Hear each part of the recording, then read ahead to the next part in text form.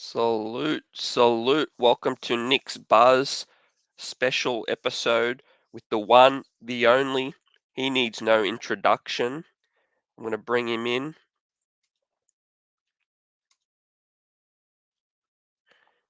Man, what's going on, Knicks Nation? What's going on, Knicks Global? Let's get it. Let's get it. My man CT Live. Let's talk about it. Yes, sir. Yes, sir.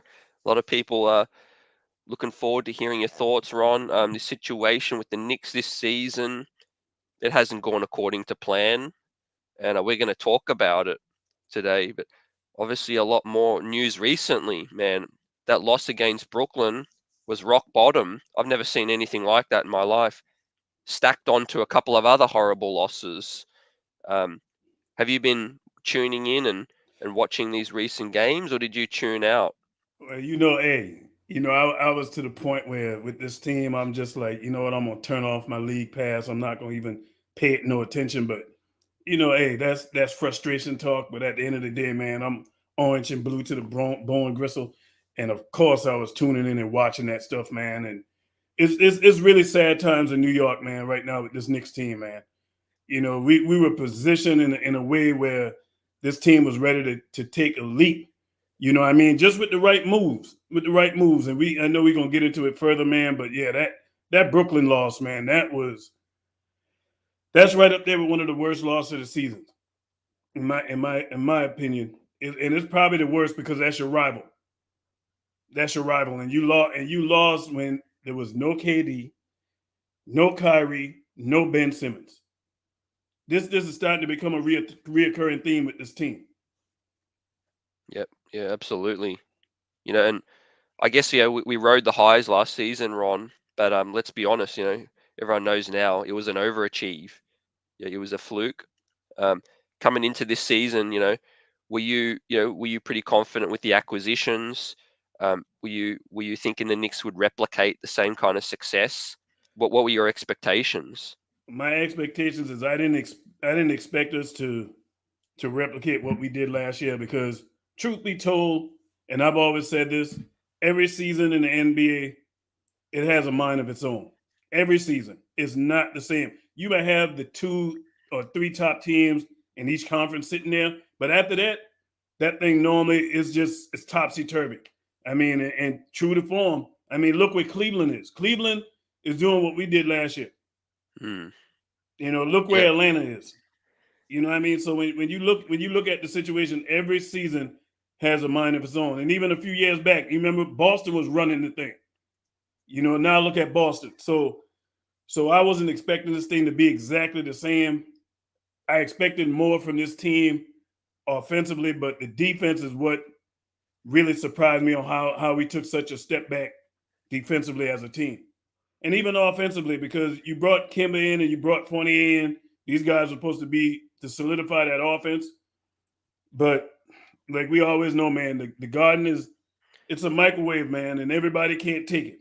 Everybody can't take it. They can play good elsewhere, but when they come in the Garden on a night to night basis as being one of the members of the team, they struggle. They struggle. And even Fournier will have a good game, and then for about 5, 6 games he disappeared. You know what I mean? Yep. Kimba, when the last time Kimba had a I digress. You know what I mean? Yeah. Kimba, He's Kimba, we up and still trying to down. find Kimba. Yeah.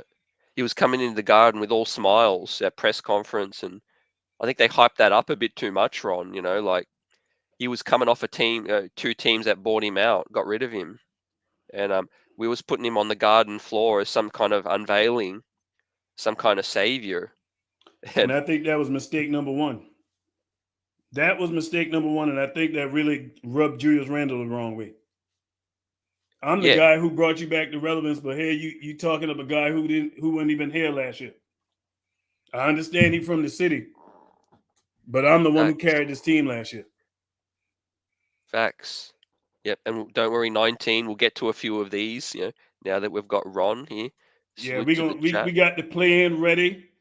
Hey, Knicks Nation, we gonna gas that thing up. It's already gassed up. It's sitting on the tarmac, and it's ready to. This is your captain speaking. We got to fly some people up out of here, man. We got to fly some people up out of here, and I'm gonna tell y'all where I'm gonna start it when we get there. Some of y'all Yep. ain't gonna be surprised when you hear me say it. Yep. Word. And we're going to build our way up. This is how we're going to do it, Ron. We're starting with the expectations, and the roster as well. And salute to the chat, everyone. Yeah, we're going to have Absolutely. another co-guest that I'm going to bring through. Welcome, Soulfinger. What's happening? Hey, going on? Hustler. What's going on, partner? What's going on, CT? What's happening, Uncle Ron? Shout out Knicks Nation. Shout out chat. Yeah, Yep, man. yes, sir. Right in time, Soulfinger. We're starting from the bottom, working our way up to the top. With Yes, this, sir. I know you got a lot of words to say, so we'll give you the mic. But we're Oh, getting Ron's initial well, thought. yeah, well, see, unbeknownst to Knicks Nation, I had to go and see my therapist as of late. My therapist, um, man therapy. So he had to put up with me and my hemming and my going off and having my issues and everything. Um, that's the only way I've been able to navigate through this. Because normally I try to stay as cool and calm as I can, but it was one day I had to hit him up, CT, and he had to hear an earful for me. And it was out of character for me because Ron has never heard me raise my voice like this. And it was Wow. because I'm like everybody else, tired. I'm tired. And Yep. I 60% front office, 40% tips. I'm standing on that. I am not going to move off that. I refuse to move off that because the proof is right there. Yep. It's right. Yes. We messed up big time in free agency. Made good move. I like the rookies. I like the young players, but it's the free agency we shot ourselves in the foot and in the butt. Both sides, man. Bad Oh move. yeah. You Uh, CT you earlier just now. Bring it in Kimber. All those other teams let him go. Why? Hindsight is something else. And yes, I drank the Kool-Aid. I can admit when I was wrong because I was being optimistic, rolling with it. I was wrong. Like four left shoes wrong. I Yep. want to see regression. We regressed. Yep. And That we did. this is something scary to think about, fellas. And I just said this to Ron earlier. We talking about a point guard situation, right? We're supposed to upgrade, right? Yep. Do you understand that EP was better for us than we have been with Kimba? Let that sink in. That's Ro- I That's made something. That's something that you ain't gonna gloss over that one, Soul Finger. You got to say that one again because I think when people hear the name EP, they get, I mean, they have nightmares. yeah, But yeah, when you think about what you just said, but we it's a lot. It's a lot to that. And what I look at it when you said that is availability. The guy was always available. You know what I mean? So you could count on him to show up for work. Kimba, not so much so. Keep going, man. Keep going. yeah. I mean, you think about it, just on the EP, and like I said, I had my jokes about EP. I did. Hey, he should have gone on to he's gonna play with the Singapore Sea Slugs, all this other stuff. He's over in Phoenix. He's not even on the court. He's riding the pine. But he was better for us because, as you just said, Ron, EP, you knew what you're going to get. He's going to give you defense. He wasn't much of a scorer in the way he ran, his body language. Because why? Because he was the scapegoat last year for certain things. We knew he couldn't shoot. We were concerned about things he couldn't do instead of looking at the things that he could do. And I am also guilty of that. I will admit my wrong on that. Yeah, you ain't by yourself, man. I admit my wrong for that. And Two guys that we took off this roster is the reason why we're not Yeah. the team that we were last year. Not even close. because And that's him, Chemistry. and that's my man, Mr. R&B. And I ain't talking about rhythm and blues. We all know Mr. Reggie Bullock brought that defense every night on that perimeter. Right now, our defense on the perimeter is probably dead last in perimeter defense.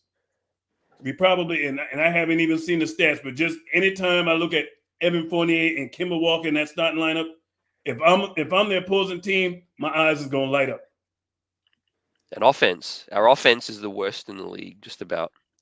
Most Yeah, I think the last predictable. time I saw it, we were like 29th Yep. on offense. But And hey, hey, I got to give you this, CT. I thought about you the other night, man.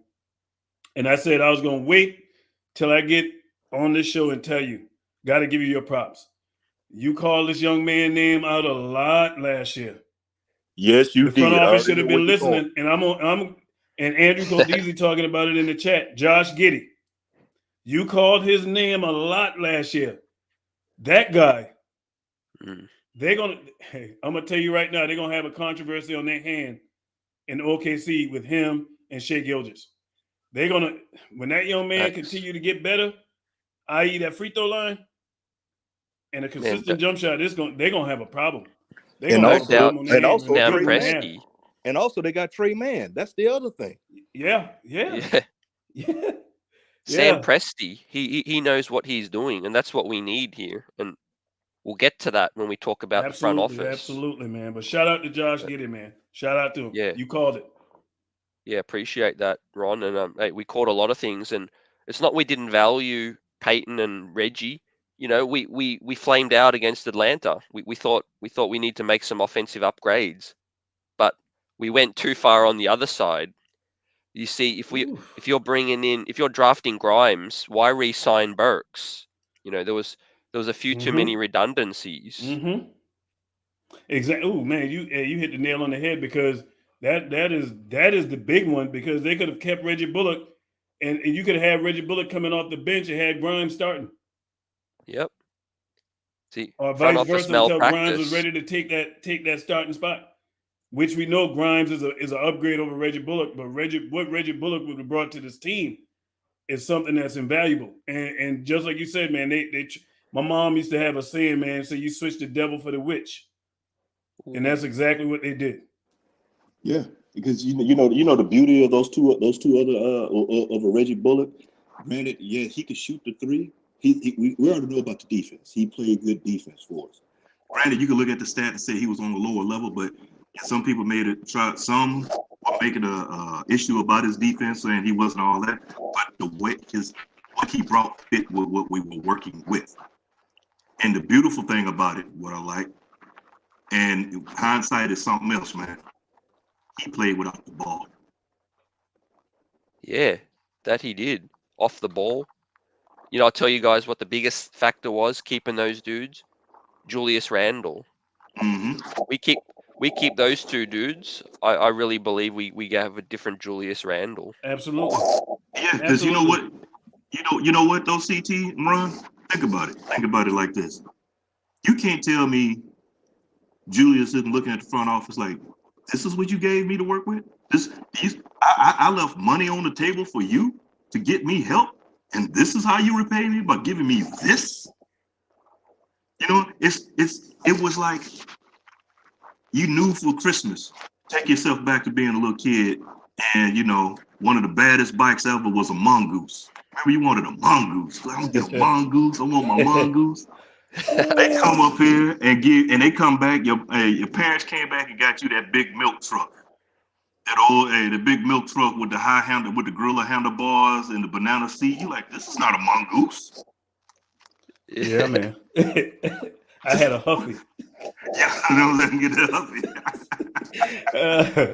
Yeah, man. But it's a lot of blame that can go around. But even with that being said, and I know we're gonna get to it. So really, I'm not gonna delve too far. I want to stay on task with what you got planned. I know you got your stuff scheduled. So hey, Mm-hmm. CT, man, fire away. And shout out to the chat, everybody in the chat, man. I've been seeing the stuff scrolling through, man. Shout out to JD. Delano Steele, everybody, man. I see some familiar names, man. It's good to see everybody, man. See y'all still supporting this thing, even though we're struggling right now, and that's what it is. You know what I mean? We all are frustrated. We're gonna have some better times, you know what I mean? But reality is a hard thing to swallow sometimes. And right now, it's a reality check. Some changes have to be made. So hey, CT man, do your thing, man. I'm here to support you. Yeah, absolutely. And I echo what Ron said. You know, the best fan base in the world, best chat in the business. Um, we're a community out here, and so what we'll do is, like I said, we'll continue through the roster. But there's some positives on this roster, and then we'll work our way up. Coach, front office, and then future vision for us. Get Ron's vision. Everyone in the chat, keep spitting your wisdom. And Ron, let's focus on some positive. RJ Barrett this year, he's out right now, but what have you seen from Star J? And I look forward to seeing him for the rest of the season. Don't talk to me about trading RJ. That's what I see from RJ, man, and it's good to see because I remember early in the season, Coach called him out. You know what I mean? Talking about basically his work ethic. When he was playing great, it was a byproduct of what he was doing, preparing, putting time in the gym. When you work, it shows in how you play. But to see that young man progress the way he has, and I'll give you my letter grade on him for this half of the season, what I'm seeing so far, I got to give RJ, I'm going to give him a B+. I wouldn't put him in the A category yet, no A-, no A, no A+. And the only reason why, ladies and gentlemen, I can't put him in the A category because he got to get better with those free throws. Got to get better with those free throws. Everything else I see, I like. The guy got the ability now. He's posting up. He's finishing more with the right hand, than we've seen in past. He even got a little fadeaway in the lane. I mean, RJ was doing a lot of different things. And another thing is he listened to Jimmy Butler. When Jimmy Butler told him, you go to the basket, you get it to the body of the defender. Don't go away from him. Get into the body. And RJ been doing that, and RJ been finishing better around the basket, man. So in that regards, even his ball handling look a little bit tighter. So I don't have no complaints on RJ. Some people want to see instant gratification from players, man. As long as I see your arrow continue to go up like a plane, I don't see RJ leveling off right now. He's still climbing. You know what I mean? He ain't at that cruising altitude height yet. So the young fella still got a lot to grow with, man, from what I'm seeing. And the biggest thing is RJ wants it. He wants it. He wants to be that guy. And he ain't shying away and he ain't running from the cameras neither. You know what I mean? That's what you want from your leader. Absolutely. And I think bringing in Cam Reddish, it would be a nice sort of motivation because they have a healthy rivalry. I'm not going to say that they're against each other or anything, but there's a healthy rivalry. Solfinger. Yeah, you know what? With the whole Cam Reddish thing, talking about it in regards to Cam and RJ, they can push each other and make each other better. Because if you and I on a team, and I've seen, okay, CT in the gym, hey, wait a minute, CT been running the extra 3 miles on me. Hold on, if he gonna run 3 miles, I'm about to run 4 to 5 miles. Wait a minute, Ron shooting 30, he's shooting 33s within the next, getting 33s up in practice within this amount of time. Well, if he gonna do 30, I'm doing 35 to 40, 45. So it's a competition. It's a friendly, and that's what you want. That's what you would want.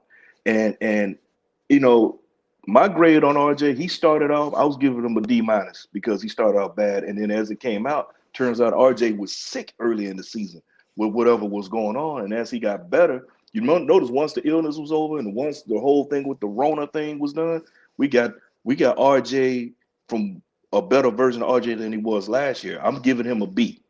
I have to give him a B because RJ changed up. And like you said, Ron, he listened. He listened to his, as we call him, let's call it the OG, his OG and Jimmy Buckets. He listened to the older cats that's been in the league. Because if you notice, players were gravitating to RJ, pulling him under the wing after they got after the games and was giving him knowledge and stuff. You see, he put that work, he put it to use. Now, all like I said, his main knock for me, free throws as well. As y'all know my saying, when it comes to certain things, when it comes to free throws, RJ can't hit an elephant in the backside with an ironing board, bro. When he gets fouled, I'll get worried. I'm not, because you don't know which one it's going to be. He goes on a good streak, but then he can go in and just blow it all up. But I like the whole thing with the Cam and RJ. They work that I can, to me, my vision, I see a bright future with those two together. So what grade you give him? What grade you give him so far this season at the halfway mark? Who, RJ? Yeah, I give him a B. I give him a B, a solid B. Yep. And real quick for both of you, what is the biggest positive in RJ's game that he's grown? You know what? I'm going to say this, and I was shocked by this. RJ is now becoming to me the guy that I would trust with the ball in his hand when we need a shot, a big shot. I would rather RJ right now on this team take the last shot than any other player on this team. And I wouldn't have said that last year. So that right there lets me know that RJ has gained my trust. As well we know, a lot of the fan base been yelling it, that RJ is that dude. But this year he's definitely proven that he's somebody I'll put the ball in his hand to take that last shot. And I'll live with the results. Yep. No, I agree. I was going to say his right hand as well. He's starting to go right. Or less. Yeah. Yep. Definitely. Yeah, go ahead. And shout out to G Money. He made a good point too. He said RJ has been more mentally tougher and better as a finisher. Absolutely agree. Yeah, and I like that about him because the thing is, people say he goes to the left all the time. I get it. But my thing is, if they can't stop you from going left, keep on going till they stop you. That's what I kind of look at it like that. Absolutely.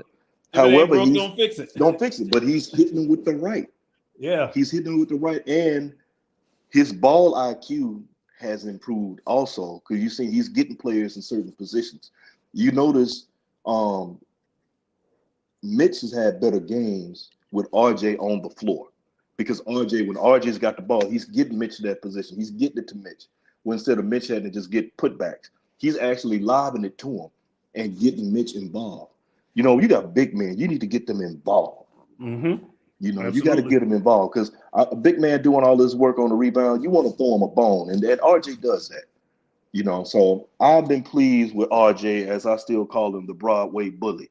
That's the Broadway bully, and I'm still pleased to see him grow.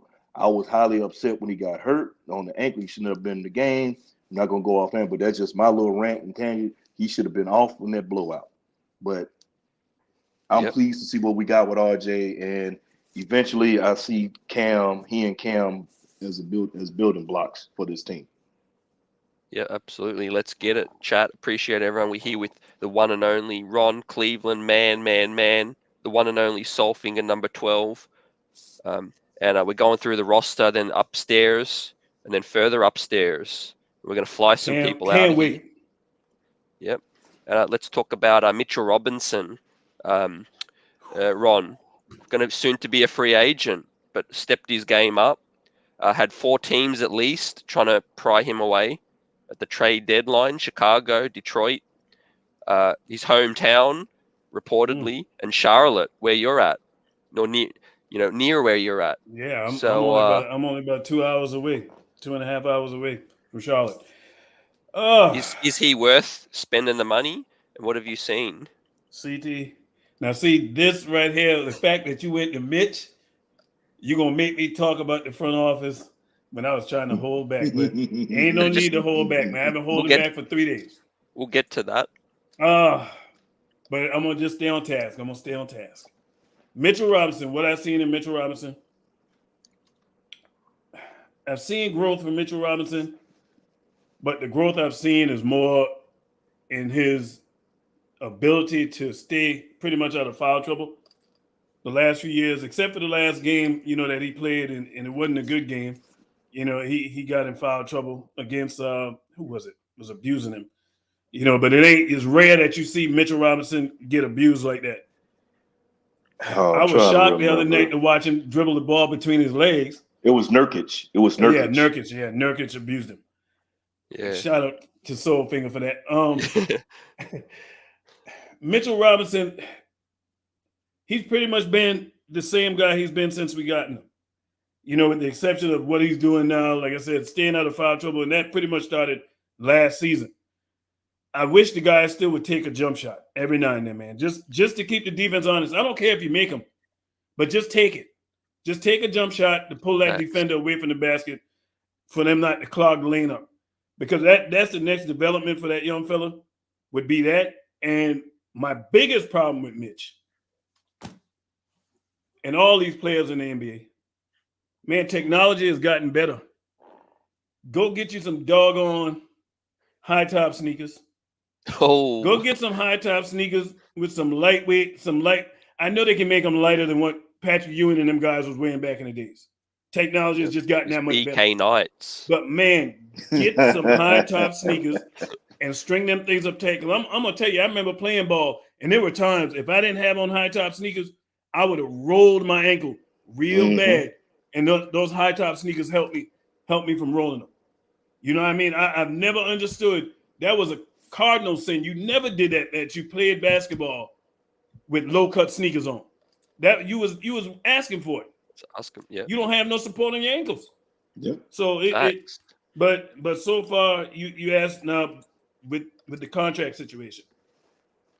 Now this is where you're causing me to have to talk about the front office, because I can't give Mitch a contract. You know why? Nerlens, where are you, Nerlens? Nerlens Noel is taking up Mitch money. That's Mitch money. Because I think Nerlens is getting what, $10 million a season? $30 million contract? 30 million. For 3 years. They're going to try and move that. They'll try and move that. I don't believe in luck, but man, hey, they're going to have some hard work trying to move that contract. That guy can't even get on the court, man. He can't get on the court. And I remember saying it just like yesterday. We're going to regret signing that guy. And common sense, you don't sign a big man that got knee problems. Why are you signing this guy? This guy, before he even got to you, was having knee problems. And you're going to give him a 3-year deal? Of course, we know the last year ain't guaranteed, but still, you're giving them 2 guaranteed years on a bad wheel. So I'm going to tell you this. This is what I fear for Mitch. I think we're going to lose him. And I'm not going to be surprised because, for one, I think the next team he goes to is going to give him more of a role offensively. They're going to allow Mitch to be Mitch. Or get up and down like Charlotte. Remember Mitchell Robinson said this last year? I just want to play. Yeah. I just want to play. And remember, Mitchell Robinson was playing. So everybody looked at that like, why he's saying I just want to play? You know what I translate from that? I want to be able to play my game. I want to be able to do something offensively other than just be a beating bag down there. Nobody looking for me to pass the ball to me. The only way Mitchell Robinson gets shots is on putback. And he's one of the best, if not the best big man in the game at doing that. Them guys don't look for Mitchell Robinson enough. So will I be surprised if he leaves? Absolutely not. And do not discount the tug of being at home. Do not discount that. You know what I mean? The guy he's not from the big city. He's a small town kid. So young daughter. So that's something, you know what I mean? So I would not be surprised if Mitchell Robinson leave the Knicks. Now, this is the problem for your front office, because I got to say it while we're on this. Colossal mistake in keeping him past the trade deadline. Because the fact that you even open up the door for conversations that happen with other teams is foolishness in itself. Because obviously, if you paid Nerlens Noel, you was telling yourself, I'm not paying Mitchell Robinson. Because you're not telling me that you paid Nerlens Noel $30 million, and then for the contract, Mitchell Robinson can command about $60 million. You talking $90 million in 2 centers. You're not going to sign Mitchell Robinson. You didn't plan to do that, and now it's coming back to bite you because you can't amnesty Nerlens Noel. I wish we could. So it is a bad look on the front office malpractice 101. Great job, Leon, at messing this thing up. And I'm out. Keep going. Man. I will say this too, to back up your point. When he was asked by a reporter, would you want to be in New York? Guess what his response was? I'm going to let my agent handle that. Yes, I remember that. I remember. Yes, he did. He's one of 6 agents or whatever it may be. Bidding war. Translation, bidding war. Yeah, that tells you he wants the bag. He's been underpaid. Yeah, and I can't blame the guy. Yeah. Facts. And give us the front office phrase. Front office malpractice. That's exactly what this is. And so my letter grade on Mitch, I'll give for the halfway part. Mark, I got to give Mitchell Robinson a solid A. If he can only stop wearing them high top sneakers, I'll be happy. But I'll give him an A, man.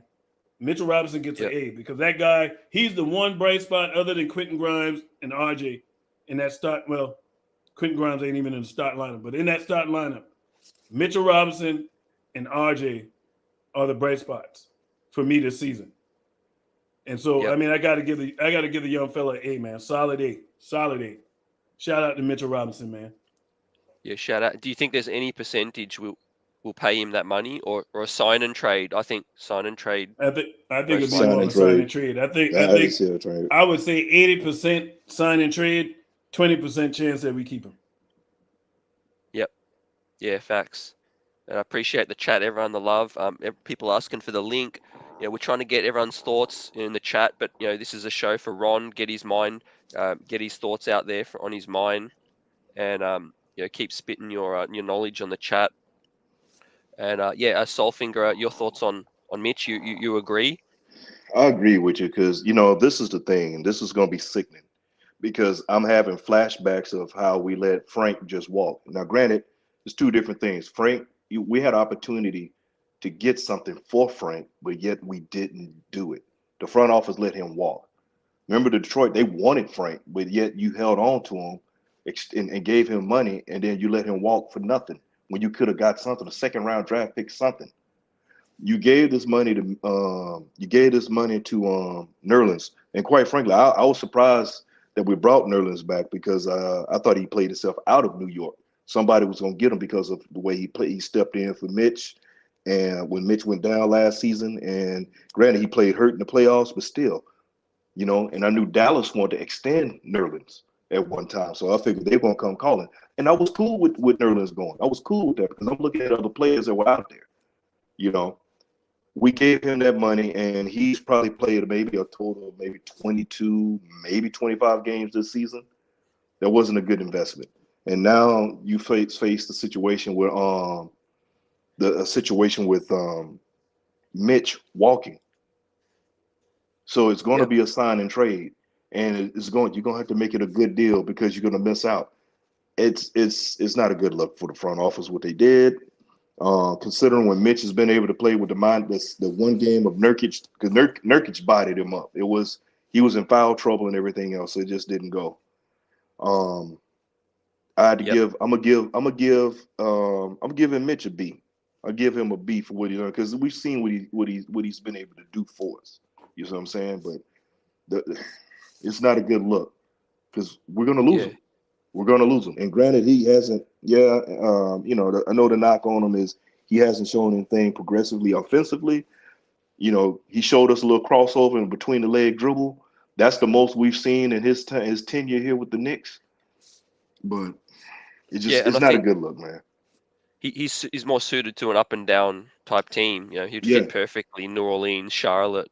Golden with State. I think Golden State even wanted him at one time. Teams that got an up tempo game, that's where he's going to go. And I seen somebody put it in there. Miami, I think it was G Money, actually said that Miami was looking at him.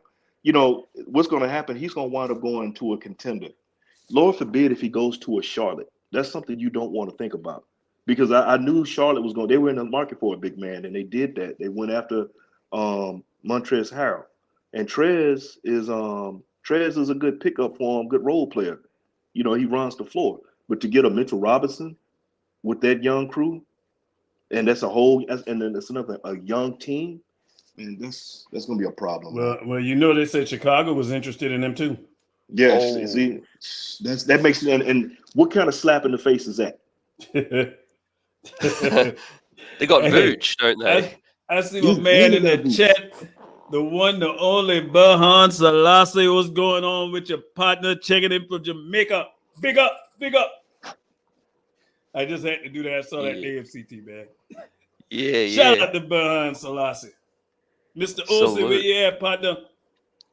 Yeah, the chat's excited to see Ron. Hear your thoughts. That's what we're going to get today. Let's continue to go through this thing.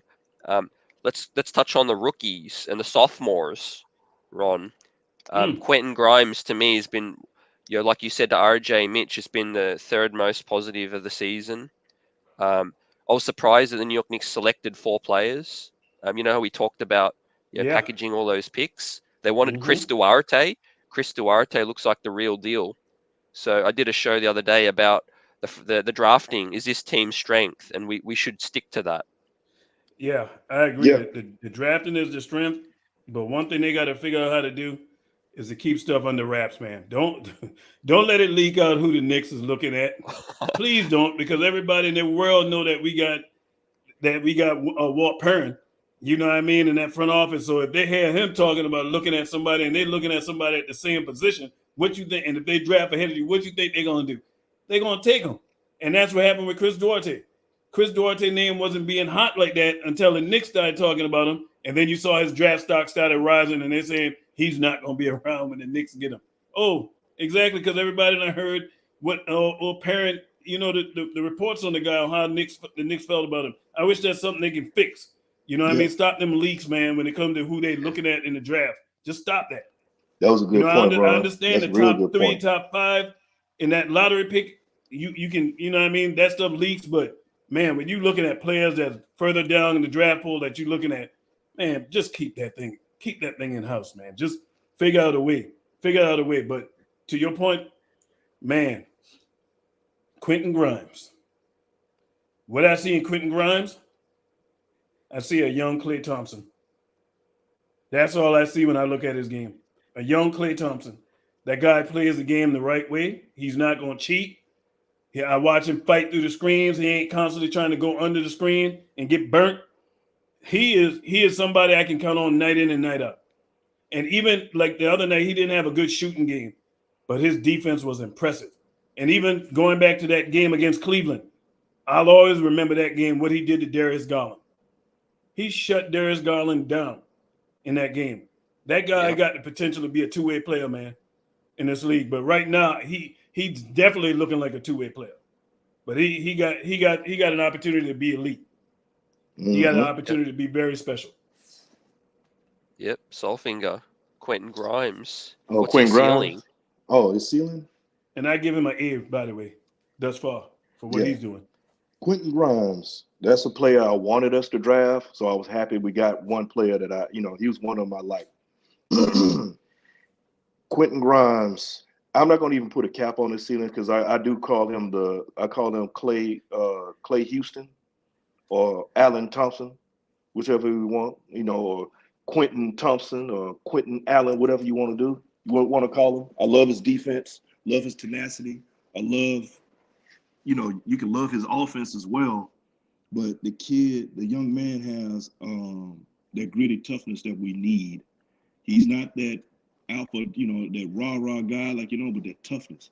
Only time he's ever been since the last game we played against Brooklyn, Cam got him with that shot. But you know what? He has a short memory like a cornerback. If you think about how he plays, okay, you got me this time. Okay, I'm gonna come back, and then he comes right back at somebody. I would give him, out of our rookies that we drafted, I give him an A because he's the rookie that's been able to get on the court. I'm not gonna talk about what's going on with Deuce. Deuce has been in D. I'm on the D block thing with Deuce, but Deuce has been on lockdown, so you can't really say much about him. There's not enough info out there or not enough tape on him unless you watch the G League. You can follow him, but Grimes, straight up A. Love the kid. I'm not gonna say sky's the limit because there's footprints on the moon.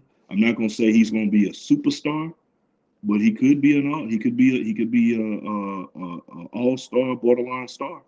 It's possibilities. His potential is high. We haven't had a player like that in a long time that can bring what he can bring. He can get his own, and he's gotten better over the course of time. He's got more to his game. I was talking to a friend last night about Grimes was a point guard. He was a point guard in high school. Yeah. And remember, he went to Kansas or Kentucky, didn't work out. So what he did is reinvent himself when he went down to Houston. That says a lot about his character and everything. He said, okay, this is not working. Let me change my game. What can I do to better myself, to put myself in a better position? And then he did that. So I see great things in his future. Again, along with Cam, along with RJ, we have some young, nice pieces. Yep. And let's touch on a bit of Deuce. Ron, from what we're seeing from Deuce, hopefully, fingers crossed, after this All-Star break, they wake up and get to their senses, which we'll talk about soon. But Deuce McBride, he still has a high ceiling to me. I tell you what, on Deuce McBride, I already said my thoughts on him, and I'm gonna echo it even louder. When I look at that guy's game, all I see is a young Chauncey Billups and a young Kyle Lowry. That's who his game compares very favorably to. And we all know what both of those guys did. Both of those guys won a championship. Both of those guys could run a team. Both of those guys were strong. You couldn't push them around. They didn't get flustered. The game didn't seem too big for him. And even watching McBride for the short period of time that he was, with the big club playing, I saw a guy that was steady. I saw a guy that could run a team. And I hear a lot of people say he ain't ready. Who told you he ain't ready? Because Tibbs ain't playing him? You think he ain't ready? I doubt that. I look at what the guy had been doing, even in the G League, and even the one game he had, with us against Houston, 16 points. 9 assists, no turnovers. No turnovers. 4 steals. And that's with the big club. Now, just last night, I believe it was last night game they played, or night before last, had 20 points, 9 assists again. You know what I mean? The guy, and he's athletic too. That's another thing about Deuce that a lot of people don't pay attention to. He's athletic. I watched a guy do a windmill dunk the other night. Just did. Yeah, I was on YouTube watching the same thing. He had a windmill and he had a tomahawk come down. The guy can run the pick and roll. I watch him run the pick and roll, pick and pop. Got a nice 3-point stroke. The fact that this kid is not playing right now is unbelievable to me. Because I'm going to tell you what, coming into the season, I said, you know what? I looked at them two guys. When we saw them in the preseason, I said, you know what? Those two guys are going to take somebody's job. I specifically looked at I said, those two guys, I'm not surprised with what Grimes doing. I'm not surprised. Some people will say they're pleasantly surprised and things of that nature. Based on what I saw, the evidence that we saw in spring training, in training camp, I said, I can only imagine how them guys doing in practice against them vets. But see, the problem is you paid Kemba $18 million for 2 years, and you're paying Evan Fournier about $70 million for 3. So you knew those two guys were going to play regardless. They were going to start. So those two young guys that I looked at as taking somebody's job, those were the guys that jobs they should have taken. But they're not going to take it because of the politics of money being involved. You're paying too much money for them guys not to start. And that's the only reason why them two guys are starting over Grimes and over McBride is because of the money that's being paid, man. You can't gloss over that, Ron. You can't gloss over that. You firing off. That's the only reason why, because it doesn't make any sense when you're struggling at the point guard position. You got a point guard in Kemba that can't guard anybody. He can't guard my grandson. That ain't even a year old. And you mean to tell me you got McBride just sitting in the G League, just sitting there. And IQ as a point guard, stop with that experiment. Stop it. Yes. Because you noticed this last game when IQ went off. IQ wasn't the primary ball handler. It was Burks. IQ was playing off of him. So IQ is not a point guard. We need to stop with that. Bring Deuce up and let Deuce, if you're going to play a Kemba Walker, Deuce should be the next guy in line to come up off the bench right behind him. Yep. To take that spot when he goes to the bench. And it's like what the chat's saying, a lot of organizations that have passed us have prioritized those young players. That's how they got better. It's a difference, CT, if you don't have young players. We got them. They're not playing. Jericho Sims is another one. Oh, man. You got Taj playing 30 minutes. Jericho Sims can't get on the court. Come on, man. And especially even the other night when we played against Nurkic.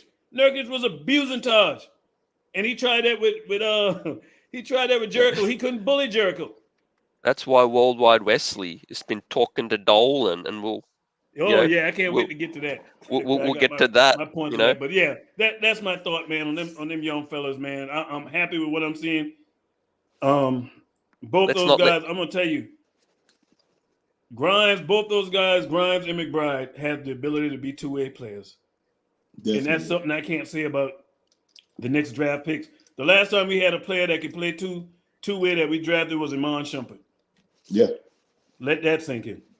Yeah. Definitely. Yep. Definitely, Ron. Yep, Soulfinger. Let's start with the sophomores.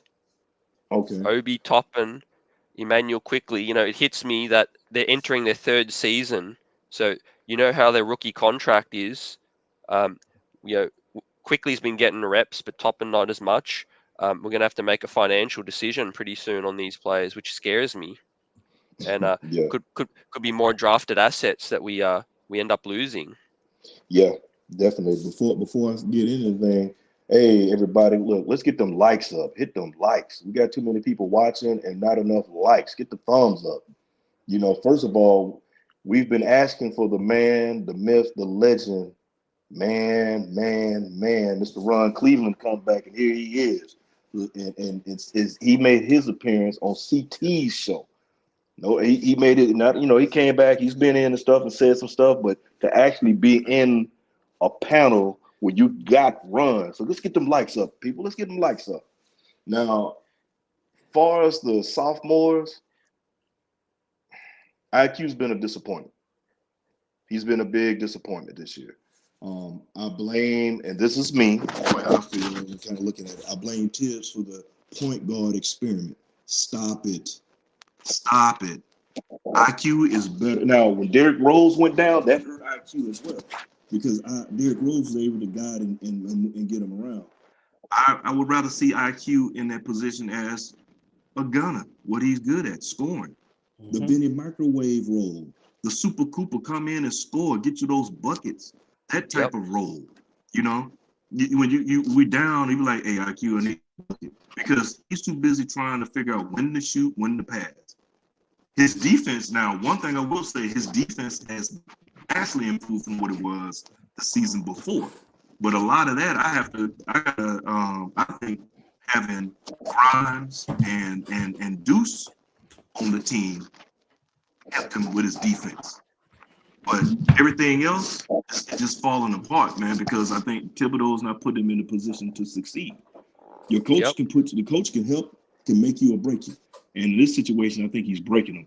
Same for Obi. Obi's shown some flashes, but let's be honest, he's not used right. The system that we run is not catered to Obi Toppin.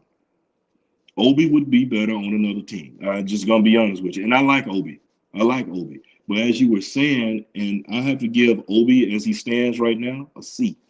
And it's not really everything towards him. It's just he hasn't been put in a position to succeed. You know, he has to have the right. He's one of those who still needs a point guard right now. He's showing some flashes of improvement. He's showing lately. He's been trying to put it on the floor and go put the ball on the floor and post up and go to the rack harder.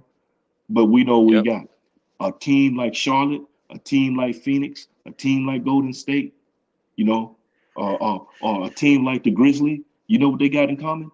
They have point guards, they run the floor, and they have youth that is being used. That's what they have. And Obi would be in there. And you have a coach that has the foresight to put them in those positions. You know, that's the way I see it. Speaking of Obi, and I'm with Soulfinger on that. I would give him a C. I almost want to give him an incomplete because we can't see what he is. You know, typically you don't get a grade. I really can't give Obi a grade. You really can't. I have to give him a C. I can talk about what he's doing, and he's showing us flashes every time it seems like he's on the court. He's doing something different offensively.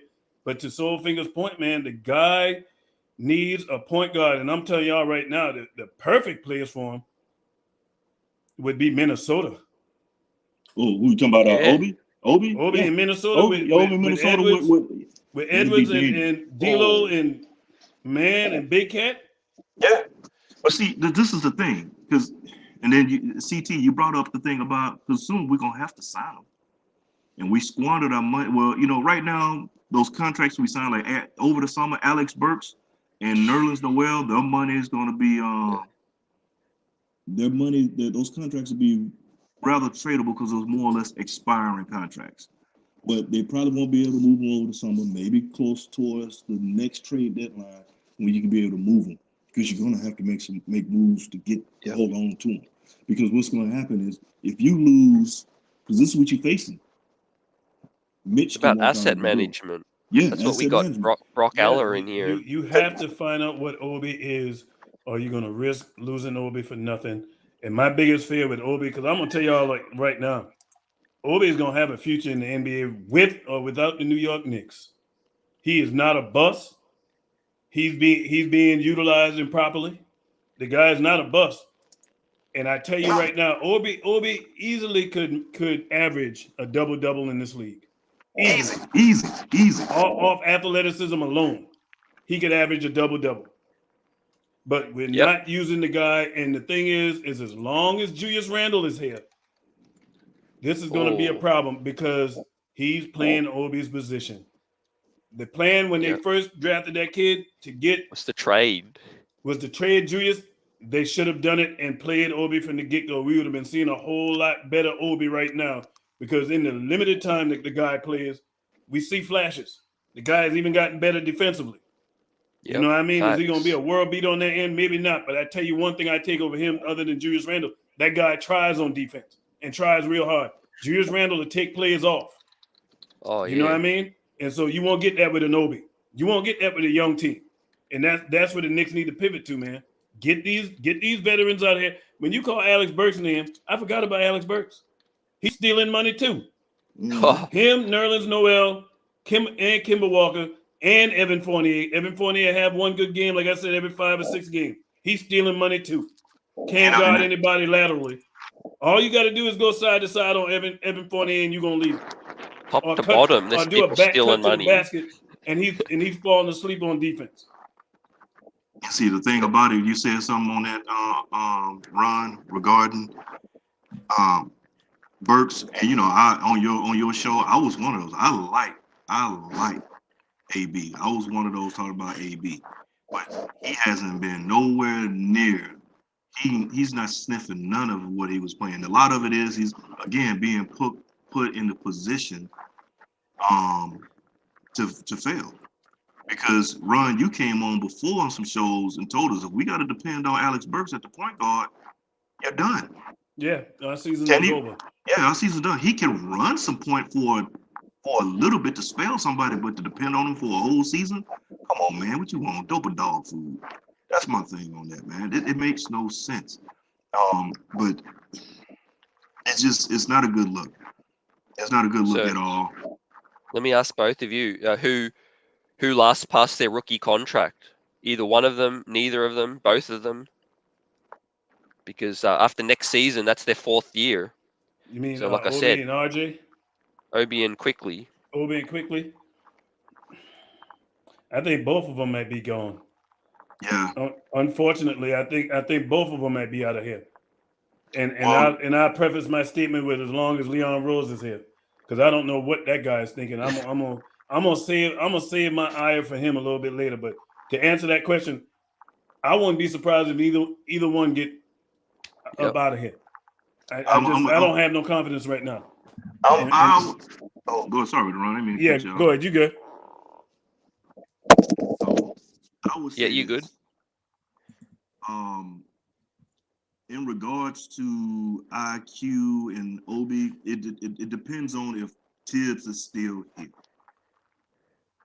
Yep. That's what it is, because we know Tibbs loves IQ. I think that would be the only difference if he's still here. But possibility we can lose them both, unless some money is cleared up. Because you gotta the free agents, we gotta look at better free agents to bring in to put around with the young guys instead of bringing what we got. Because the free agents, the free agents we originally brought in were really, I would say they're not even the role players for a young team.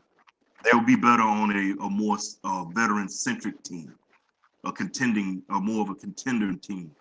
Because real quick on on Fournier. He was hit, like you said, they hit him real well. His defensive deficiencies.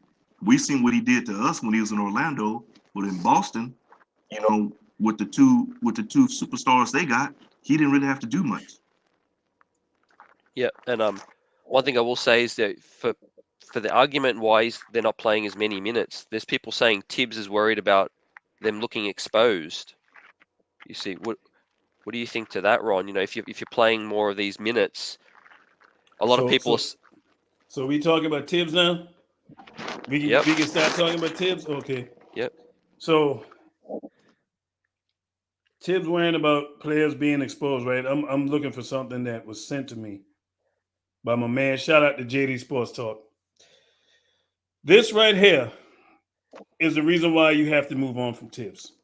This and Soulfinger know exactly what I'm getting ready to read because I read it to him.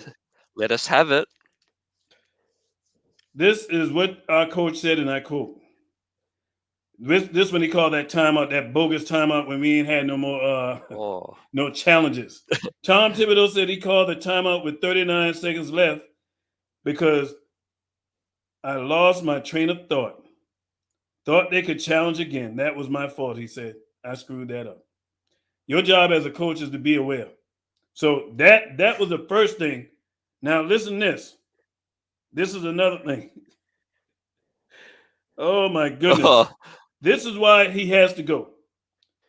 He needs to go immediately.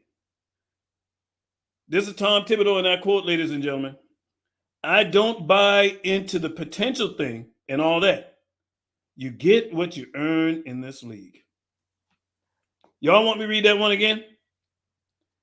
I don't buy into the potential thing and all that. You get what you earn in this league. Hey, I heard it. CT, let me ask you, CT. How do players get drafted? What do they get drafted on? Coming out of college. Yep. Isn't it potential? Yep. That's why they got drafted, right? Yep. So you don't believe in potential. You don't project what that player can do for your team based on his potential? Based on when your team is slumping and can't win 2 games in a row, when you're losing 13 out of 16 or 17 games, you don't look at the potential of those players you drafted and saying, okay, he can give me something that these guys don't give me. You don't look at that potential? For any coach to say something like that is the epitome of coaching malpractice. Tom Thibodeau is lost. He's delusional. He's stuck in his ways, and he has to go ASAP. I'm telling you right now, I'm a Knicks fan, I'm telling you right now, you can support him. Don't go to the games. Watch the games at home. Don't go to the stadium. Watch the game at home. Let the Garden be empty for a change because they have to make a change. Tom Thibodeau got to go. Tom Thibodeau, this is your captain speaking. Please put your tray in the upright position. Fasten your seatbelts. Prepare for takeoff. Destination, retirement. Get him up out of here, man. That's how I feel about Tom Thibodeau, man. It's a travesty. What's going on? You got guys on the bench, can't even get in the game. But again, I'm going to go back to Taj Gibson. And I ain't no knock to Taj. Taj is a good player. Taj time is up.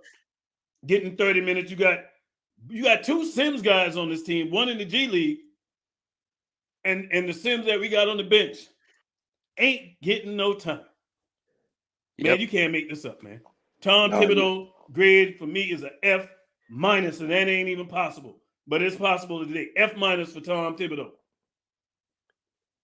Yep, facts, right? We're not going to gloss over that, what you just said. He's lost the locker room, Ron, switching and turning on his word, saying players would earn minutes and then they're not earning minutes. And, we're not going to let you escape the Julius Randle thing either. Closely tied to Tom Thibodeau's hip is one Juju Randle. New York we hear, and then New York TH. Oh yeah. Julius Randle, and then making excuses when Julius Randle about slapped the laptop out of the coach's hand. All that kind of stuff happens. Man, are you serious? This is the guy who's supposed to be a disciplinarian, supposed to be a hard-nosed coach. Hey, that stuff ain't supposed to happen on Tom Thibodeau watch, ladies and gentlemen. No player is supposed to be doing what Julius Randle did on that sideline on Tom Thibodeau watch, according to what all the experts say about what type of coach Tom Thibodeau, no nonsense and all this. And then that's another thing. What coach don't listen to his assistants during the game about in-game adjustments? It's reported that Tom don't even take input from these guys. He doesn't care for them. They're not. Some of them not his guys. Like Johnny Bryant, he was hired by Kenny Payne. You can't. Hey, Tom has to go, man. That's my opinion on Tom. I can't make no excuses for him, and I'm not living in the past based on what you did in the past, man. I need to know what you did, what you're doing right now, man. And if you look, anybody being truthful about this team has taken a complete 180 from what it was last year. And that's on the coach. The coach. We know players play, but the coach. And Tom is not coaching this team right. And that's why I'm of the mindset he has to go. He has to go. It should have been done weeks ago. Word. Like you said, that bungled play and then the Brooklyn thing. So that brings us to Tibbs now being thrown under the bus by worldwide William Wesley. He's talked about as the most powerful man, really. He's got James Dolan's ear. The new Steve Mills, that's what I'm going to call him. The new Isaiah. The new Steve Mills. Inside man. Keep going, CT. The new Isaiah. But we'll quickly say, we got Ron Cleveland, man here, giving us his thoughts. Hey, appreciate the love. Get those likes up for KNICKS BUZZ, Soulfinger number 12, Spitting Knowledge. The chat giving us their passion, their knowledge. Also got a special show dropping Monday morning, talking about the draft as well. So stay tuned for that. And man, we're talking about the state of the Knicks right now, Ron. This front office, right? Too many cooks in the kitchen. Yes, sir. Front office. Oh, the part I couldn't wait to get to this. The front office, ladies and gentlemen.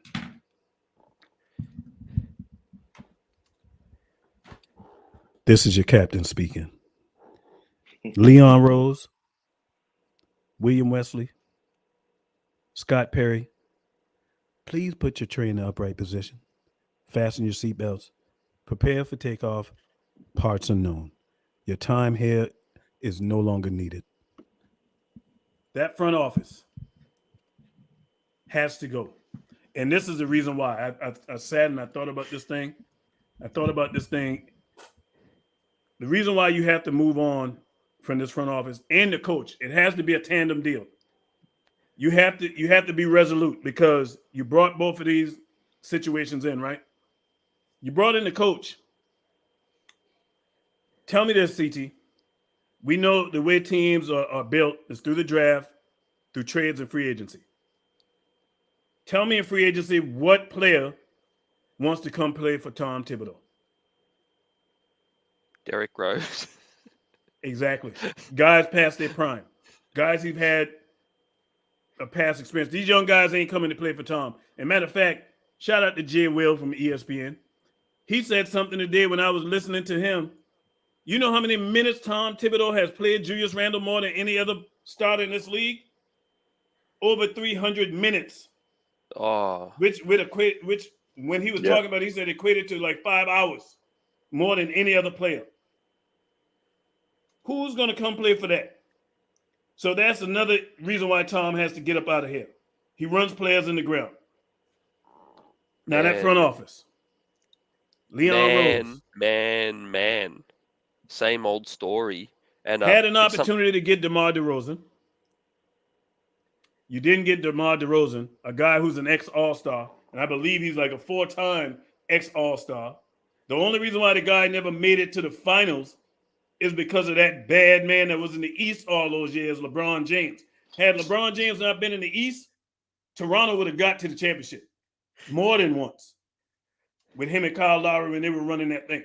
So when people were saying, I don't want DeRozan because DeRozan couldn't get past LeBron, well, tell me one player in the East that could get past LeBron. I rest my case on that. So DeMar DeRozan wanted to come here. Yep. We didn't even give the guy an offer. Tell it, Ron. You and I Lonzo talked Ball. about that earlier. Lonzo Ball. You went after the guy. You gave 2 offers to Cleveland. They didn't bite. So, like a fisherman, if you fish, you use different baits. You can't get them with the first 2. You try something else. Facts. But you obviously know that you needed a point guard. You let the guy make it to free agency. We knew what was going to happen then. You open the door for somebody else to come take him. And that's exactly what happened. You lost him. Go back to the situation with Alfred Payton. You cut Alfred Payton loose. You brought him back. And because you brought him back, you had to give the guy a no-trade clause. You re-signed Nerlens Noel, who can't stay on the court. $30 million down the drain. Now you can't pay Mitchell Robinson. Look like you're about to lose Mitchell Robinson. Frank Ntilikina walked out the door for nothing. Same situation like what looked like it's about to happen with Mitchell Robinson. Alex Burks been missing since Memphis. He's somewhere on the milk carton. Can't find him. But you paid him a lot of money too. And the problem with this front office is the guys they paid are not starters. They paid these guys to play. These guys are playing, but these guys are not starters. Alex Burke is not a starter, but he's getting very good money. Nerlens Noel can't start if his life depended on it right now. He's not a starter. Kemba Walker, you know he's not a starter. And Evan Fournier, at his point in his career, he's a scorer. He's not a starter. Ladies and gentlemen, that's what your front office did. Not only did you pass up on Lonzo and DeRozan, you had an opportunity to get Halliburton for a second time. You go down there, you call Sacramento about a trade with involving Julius Randle. And you wanted the Kentucky guy, and stop with getting all these Kentucky players. There's other teams in college that got good players that you can go get. You don't always have to go to Kentucky. So you try to get CAA. And well, De'Aaron Fox rather. You try to get De'Aaron Fox. And they tell you, we ain't trading De'Aaron Fox. Well, looking at their roster, everybody that's been following basketball, all of us, we know they had 3-point guards on their roster. It didn't dawn on you to ask about the other 2? Mitchell, who they just drafted, or Halliburton. And then this the ultimate knock on this situation with Halliburton. Halliburton get out of the door, left, and this is what's being reported. We weren't aware that they were going to trade him. Oh. How many people in the front office? And you not aware? A new guy. I've lost count. Mr. James Dolan is paying you money to be aware. So you telling us you asleep at the wheel. Man, get these clowns up out of New York. This is the problem when you bring guys here that don't know basketball, don't know talent. This is what you're going to run into. And the guy loves to win cheap. We all know that. He believes in paying cheap. You can't do that in the NBA if you want to win. You got to spend. The cheap teams are the teams that stay in the lottery. So go get an experienced basketball mind in here. I don't care if you got to get Jerry West. I don't care if you go. My ultimate, Jerry. I would love to get Sam Presti. I don't care if you got to give a draft pick or a couple of them to OKC. Go get Sam Presti. Go get some people in here who know. And then this is another indictment. We need a point guard, right? One of our biggest moves during the trade deadline, we go out and sign another front office guy with a checkered past. And I'll leave it at that. We all know what's been said about him. Not only that, this is the guy who replaced Tom Thibodeau. You brought him to the Knicks, but then you trade for Cam Reddish. I give you an A+ for that trade. Cam Reddish is a baller. Love him. But you didn't need Cam Reddish. You needed a point guard. But if you're going to get Cam Reddish and you give up a first-round pick and a player you drafted in the first round, you play the guy. You play the guy, especially when you're struggling to get wins. Yep. This is I'm telling y'all, this is the worst situation the New York Knicks have been in a long time. Not only that, they messed the money up. They messed the money up. And now you can't trade players that are supposedly on team-friendly deals unless you attach an asset, i.e. draft pick or extra players. Let that sink in. Man, get these bozos up out of New York, man. Get them up out of here. Get them up out of here. Sleep at the Hey, wheel. watch the games at home, Knicks fans in New York City. Do not go to the stadium. You can support your team. Watch them on TV. That's what TV is for. But to watch that in person, no. And that'll send a big message to James Dolan, and he'll go do what needs to be done, man. Clean house. Clean house. I'm gonna tell you what they need to do. Clean house and let Johnny Bryant be the coach for the rest of the season. Okay. To find out whether or not he can be the guy going forward. And if he can't be the guy, and you recognize that, the similar situation we did when we got rid of Fizdale, we got rid of that used car salesman and had Mike Miller as the coach for the rest of the season. Same situation.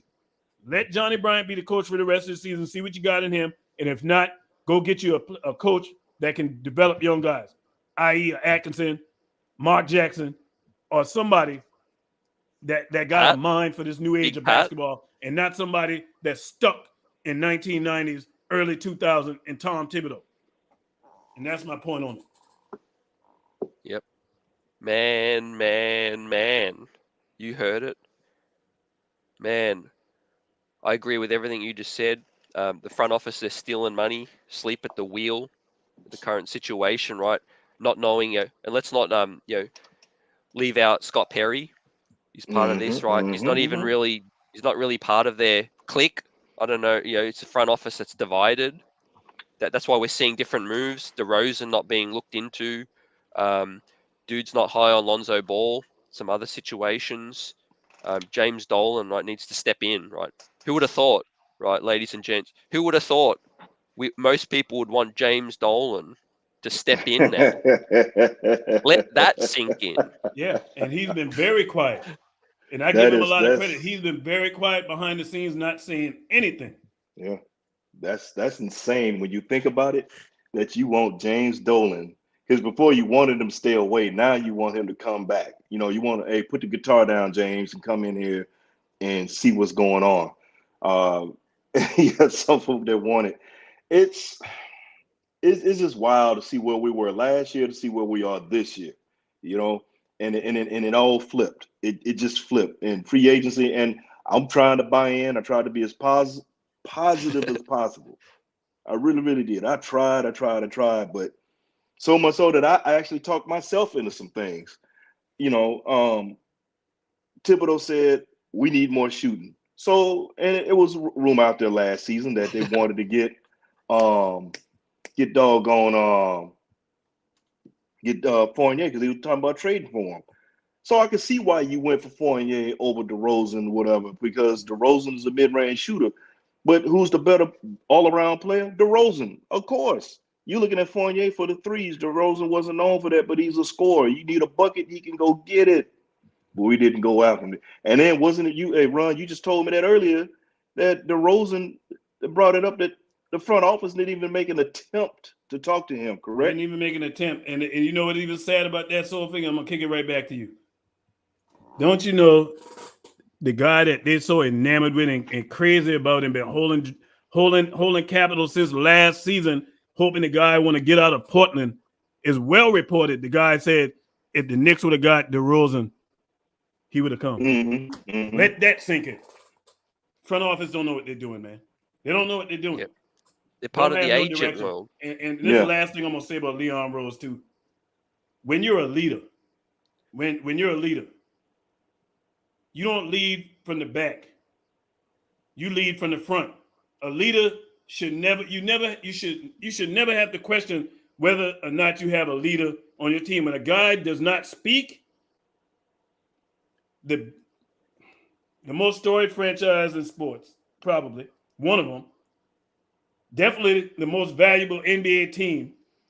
And you mean to tell me you're leading this team and you don't even open your mouth to say what the direction of this team is? You're not a leader. You're not a leader, man. A leader does not lead from the back. When I was in uniform, hey, those guys that was right beside me, Those guys was willing to do the same thing. You them guys that was leading me, they were willing to show their face. You know what I mean? As far as I'm concerned, the guy's a weasel, man. Yep. He's in hiding, man. He's in hiding. Yep. He's I scared. don't see. The problem is we never had a direction, and everything went sideways in the off season.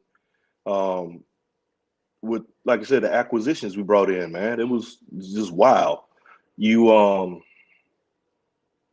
say you want to upgrade at point guard, we need to bring in shooting, but you kind of went to it the way you did that, I guess you could say, because it was all by name. Because Kemba, you didn't sign him free agent. He was cut loose. Fell in your lap. He fell in your lap. Yep. And like I said, I was thinking like, hey, Kemba can push pace. Maybe he come, it'd be a good signing for us because D Rose resurrected his career. I'm thinking about that way. He can learn from D Rose how his longevity, because D Rose has some serious knee injuries. But look at him now. No, man. Like I said, I drank that Kool-Aid on that one, partner. I drank that Kool-Aid. I'm not gonna even lie. It was not, and I realized it was laced with cyanide. I drank the Kool-Aid on that part. And I'm gonna tell you, Soul Finger, man, Knicks family. I feel so sorry for the owner, man. Somebody said, "Why would you feel sorry for somebody who's a billionaire?" I give him an A+ effort. That guy tries and tries and tries and just hires the wrong people time and time again. Taking advantage. But I give him credit because he'll get people up out of here who ain't getting the job done, still under contract, and pay him just to get out of here. And most people in business, when they make a mistake like that, they will not get rid of a person that they still got to pay. So my hat's off to him, man. But something has to change, and it has to change in a hurry, because what I'm seeing right now, it's about to be some serious hard times for the New York Knicks. I'm telling you right now, the way Leon Rose and Worldwide West and them guys have ran this team, they've set the New York Knicks back 3 to 5 years. Oh, yeah. We're set back 3 to 5 years. We're just lucky they haven't moved picks. You know what I mean? They've still got young players, but they're wasting their rookie contracts.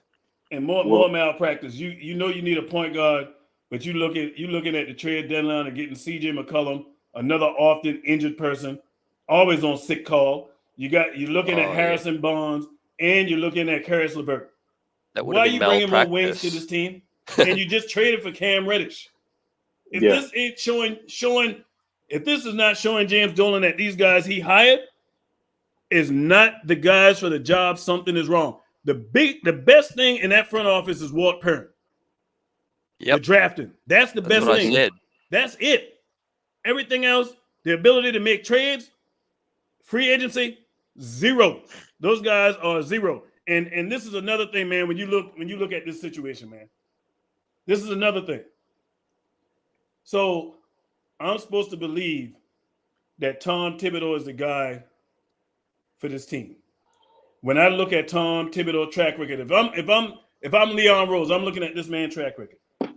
We're in a modern day of basketball. When this guy coached, was a whole different style of basketball. Matter of fact, you could still beat players up a little bit when Tom was coaching. You can't do that anymore. Facts. Trae Young struggling. Quickly struggling. So why you bring this guy in here if the deal was we rebuilding this team? Why are you bringing a guy that's better fit and is noted that he likes to coach veterans? This lets you know that this thing is so far gone that I'm agreeing 100% with Stephen A, man. When I heard him say that thing the other night, man, this is a national disgrace. I couldn't argue with that. And Julius Randle,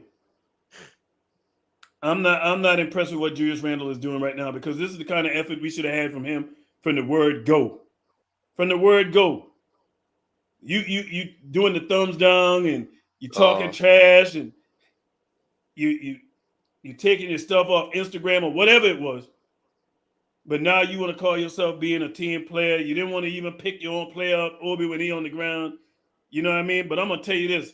This is another thing I thought about with Tom Thibodeau. You know what? I figured out why he don't want to play. Why he don't want to play Cam Reddish. You know why he don't want to Oh, play Cam Reddish? Because I He think didn't he want him. knows why they brought Cam Reddish here. yep. It's about Zion. And chances are, if the Knicks is going to get Man. Zion, you know what that's signaling? Tom is not going to be coaching Zion Williamson. I think that has a lot to do about that too. Tom knew. And it's Yep. real funny to me. Julius Randle started picking up that attitude real bad when we got Cam too. If you notice, he started Hey, spiraling out of control when we got Cam. say that again. Yeah, Julius Randle started spiraling out of control when we got Cam Reddish. Yep. He knows. These Yeah, players hear stuff. and Julius especially wants to be the when man. This talk remember he was disgruntled. when they interviewed RJ when we got Cam, and they asked him about him and Zion and them guys, and RJ said, "We gonna just keep that in house," and he smiled big. Julius watching. We know he's sensitive. He's watching more social media than he's practicing on his game. And the guy Yep. can't. Another reason why you got to get him up out of here too is Julius Randle in crunch time is not that dude. When it comes fourth quarter, that guy hands start sweating, and he start playing out of character. And this is the biggest knock on your coach. Now, if you run in an offense that's working, the Knicks is running up and down the court and it's working. Why do you allow the team to start playing that crazy half court, walk the ball up offense? You playing right into the hand of the defense. Whew. Tell him. So Tom, that further let me know Tom is asleep at the wheel too. A 28-point lead. Matter of fact, the Knicks We've blown 3 of those in the the month. last 30 years that a team has done what we've done. Losing 3 games by 20 or more. Let that sink in. It's sad, man. It's really It's sad. leadership, and Ron, being a serviceman, that we go as far as the leaders take us, right? James Dolan pays people that just do a half a job. They take it for granted. You know what I mean? And Yeah, I this got my money. I'm CAA, gonna get paid. yeah, this CAA, this family thing. Oh, let's bring in Kentucky, Kenny Payne. Let's bring in Worldwide West to help us. And I think this Rosas dude was brought in by Dolan to oversee, to be somewhat of a mole. See, Yeah. And I see something in the chat by my man D Public Enemy #1. I tell you like this, y'all know my motto on that kind of stuff, man. You know what I Yep. mean? We can go at players in their games, man, but family members and stuff like that off limits. And I'm gonna stick to that. I ain't saying nothing but nobody family members, man. That because I wouldn't want nobody saying nothing about mine. You know what I mean? But when it comes to calling it like it is, man, we can talk about their game and the lack thereof all day. We can chew them up and spit them up. But let's just stay away. You know what I mean? Nick's Yep. family, man, everybody, man. Let's just stay away from the family, man. We wouldn't like that. You know what I mean? Just- And I ain't saying this from a man, D Public Enemy. He's just talking about, the situation that fans were going at Randall's wife. And if that's Yeah. the case, Yeah. man, that should never happen. You know what I mean? Nah. That's off limits. Just getting back to what you said about telling 19,000 people to stay out the garden, that resonated with Adam. He wanted to say, how hard is it to tell 19,000 people not to turn up? That'll make a statement, like you Yeah. said. And yeah, it ain't a problem. I mean, because this is the beautiful thing. We all got TV. We got these things we can watch them on. You know what I But the mean? Let's just watch the game from home, man. Don't go to the garden. And the only way you affect big business is you hit them where it hurts, and that's in their pocket. If them stands ain't filled, that'll get their attention loud and clear. Nobody need to go to them games, man. I'm telling you right now. I had players that come to New York City and watch the game. You know what I mean? Even before, with all this stuff kicking off at this virus stuff, you know what I mean? I had plans to come there. And if this stuff wasn't around, I wouldn't even come watch a game, man. Not for a coach that's not utilizing the team properly. Not for a front office that's not putting the coach in a position to win. that you hired. Oh, That you Yeah. hired. I mean, Tibbs get a blind lot of the leading the blame too, but blind. that front office, man, it really begins with them, because if you're not going to get the players for that coach, why did you hire him? Oh, facts. And that's that whole, it goes back to what I was saying. He's not putting those certain players in a position of success. You can't succeed if you've been put in these situations. How you know what you got in a guy if you only give him 9, 11 minutes a game? You're not holding everybody totally accountable for a lot of the mistakes that they made.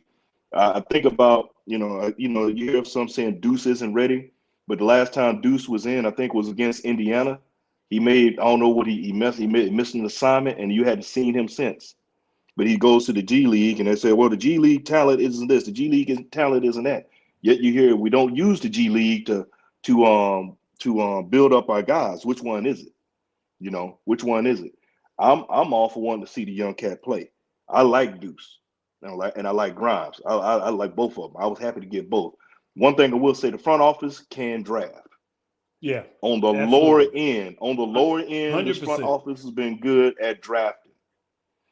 On the lower Yep. end. And just on that, we did a nice show last night with Simon from Shot Quality previewing March Madness. Check that out if you haven't already.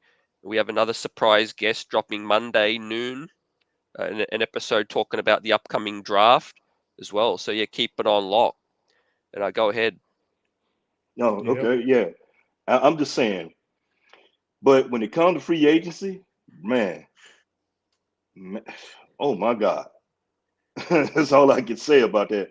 You can't make right moves in free agency. And then look, last season we were looking for a trade. It didn't happen. Everybody was sitting there like we expected something big over the summer. A lot of us, we talked to some, it's gonna happen in free agency over the summer. We're gonna retool, and then we got what we got. Yeah, man. Yeah. It's apparent. The best thing I'm gonna tell you that would make me happy, and I said this months ago. I'm to a point with this team. I'm not thinking about no playoffs, and anybody in that front office, anybody on that coaching staff that's thinking about playing or playoffs, they're delusional, and for that they need to be fired, because we're not going to make no playoffs if you can't beat the teams that you're supposed to beat. How you expect to beat the teams that you're not favored to beat? These teams that we've been losing to: Portland, rebuilding; Thunder, rebuilding; Oh, how did we Brooklyn lose to the basically was Lakers? rebuilding because they made that big trade. That was basically a rebuilt team that we played against that night. Hey, Ron, let me So shoot this out there to you. What you just said. What does the Thunder and what was the and Portland have in common? young players, Boom. young players that's running, and that's another thing. Let's not get it twisted, man. All these sports pretty much is a young man's game. You got players out here and they're well in their 30s trying to run with these young 20-year-olds, man. It ain't happening. It ain't happening. You're gonna lose more often than you are that you're gonna beat them. You know what I mean? And you might even pull a hamstring trying to run against these young guys, man. It's a reason why players have to leave the league at a certain age. You can't keep up. And that's what it is, Word. man. When you look at this team, when the young players were on the court, man, before the bench took that nosedive. At one time, the bench was way better than the starting unit. Are we surprised? That Once starting D unit start, Rose, once D Rose went down, that was the beginning of the end for a lot of this. D Rose was the linchpin to a lot of this, and with his going down, it upset the apple cart. And cause again, when you talk about your starting lineup, you have two offensive minded players, and you try with a defensive minded coach, and you see their offense, mainly Kemba. Kemba's defense is, I mean, like you said earlier, he can't put a cover on the bed. You can possibly hide and deal with one, but when you have two liabilities on the court, two defensive liabilities on the court, you're gonna get murdered, man. You're gonna get murdered. And like I said, you can't keep running Burks out there as a point guard. It worked in situational last season when you could put him in and he's won games for us. But using him in this way now, no, man, no. Yeah, Tom Thibodeau is utilizing this team wrong, and I'm willing to bet, and I'm not a gambling guy, but if we were to play our young guys, you'll see a whole much better team, man.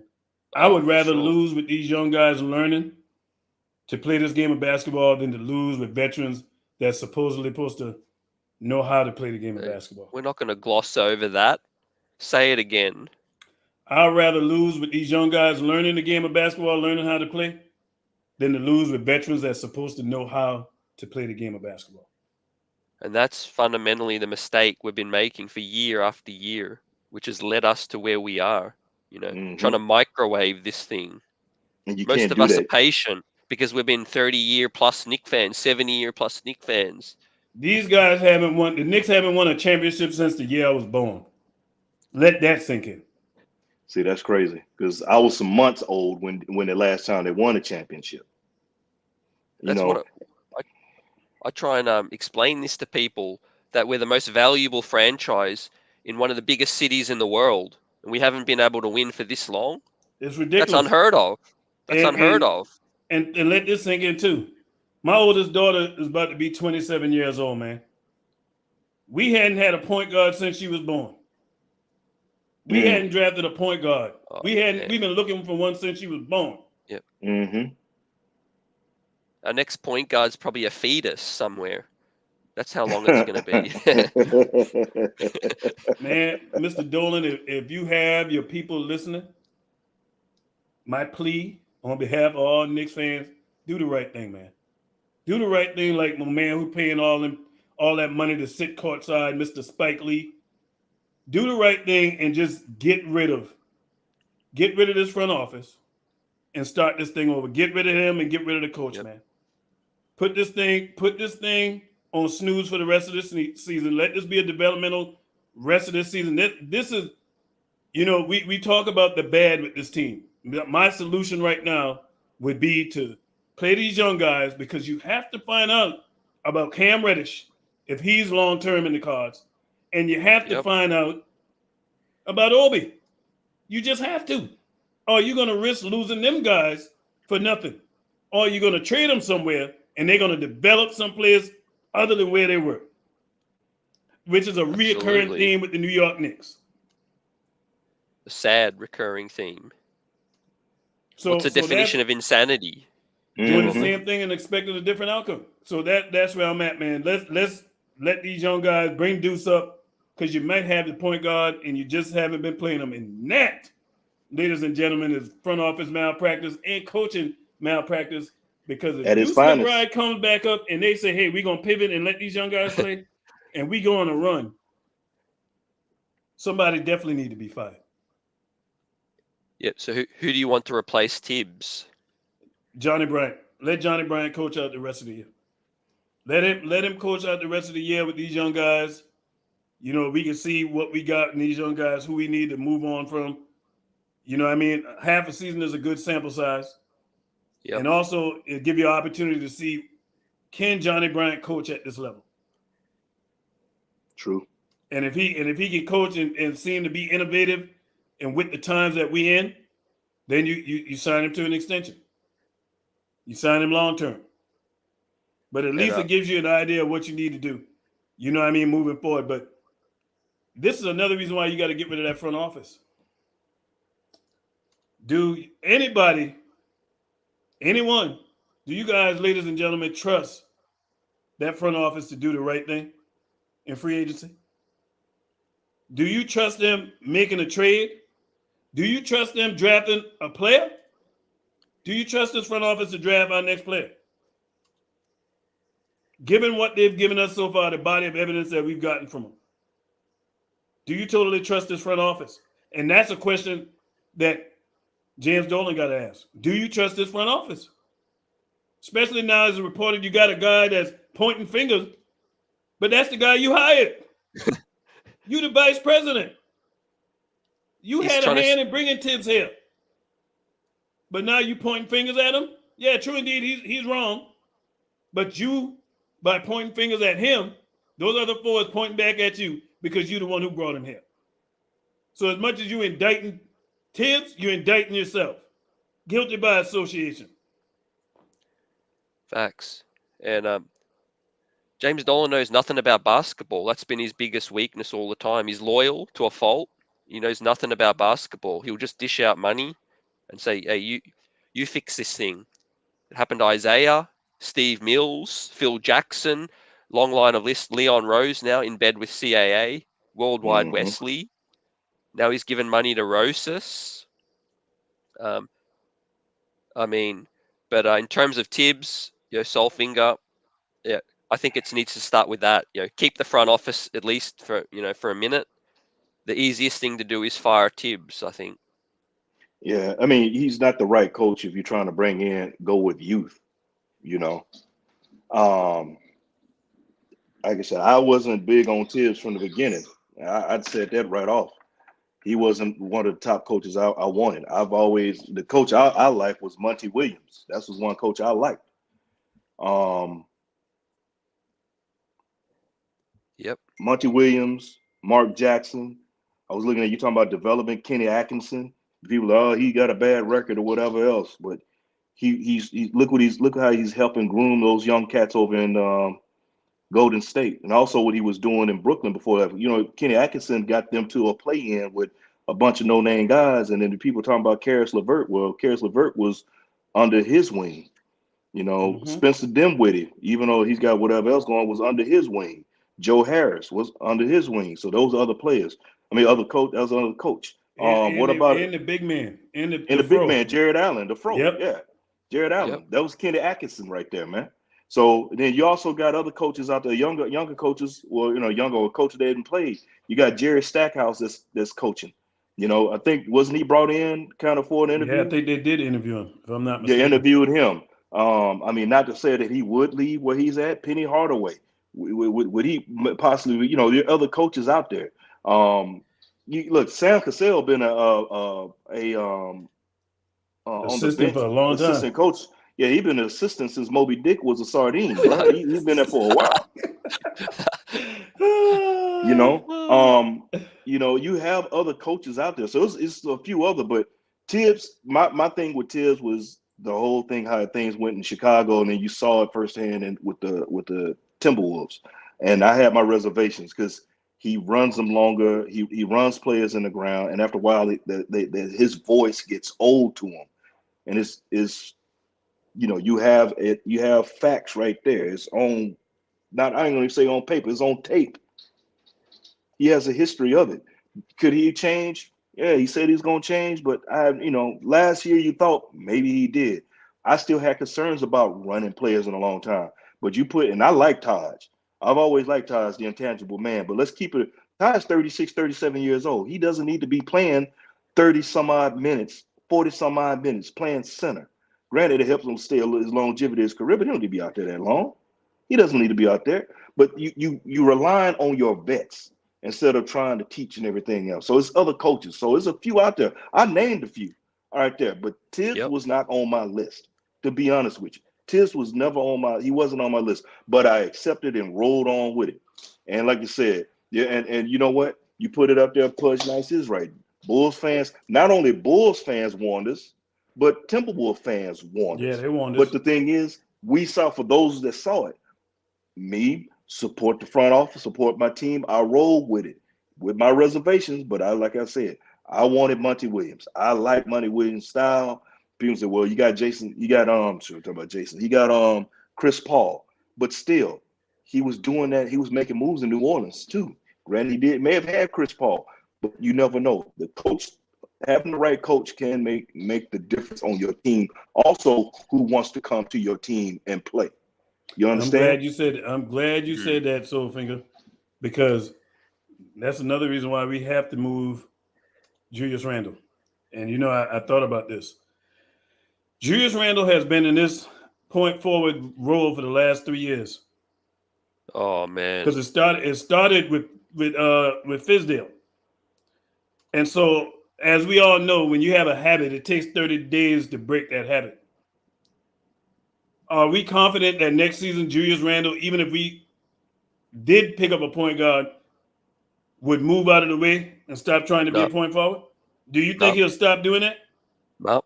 He'll hijack plays. He'll whine that he's not getting the shine. He wants to be the number one. It got to his head. All-star, all-NBA, most improved. That went to his head. Yeah. So that's another reason why I was thinking earlier today. I know it was something else I should have wrote it down, but I was trying to remember that I wanted to say in reference to why you would have to move Julius Randle is because of that. He's developed a habit for the last 3 years of playing that is not conducive to winning. And training with Melo wasn't a good look for him neither, because his game looked like Melo with all that ISO. Yeah, definitely. ISO is supposed to be when you need a shot with the shot clock running down, not you dribbling the ball to run the clock out to take a shot. Yep, facts. And IQ is doing the same thing Julius Randle does when he's driving, when he's at that point position, dribbling the air out the basketball. Yeah, that's just a problem, right? Julius Randle's a number 2, number 3, and I've heard speculation that a nice trade would be to Portland, right? They have potentially 2 first-round picks in the top 10, and they're trying to build around Dame. Let's give us one of those picks and give them Julius. That would be a good move. Send him out there. And that other pick they can use to get Jeremy Grant, so they can build around Dame.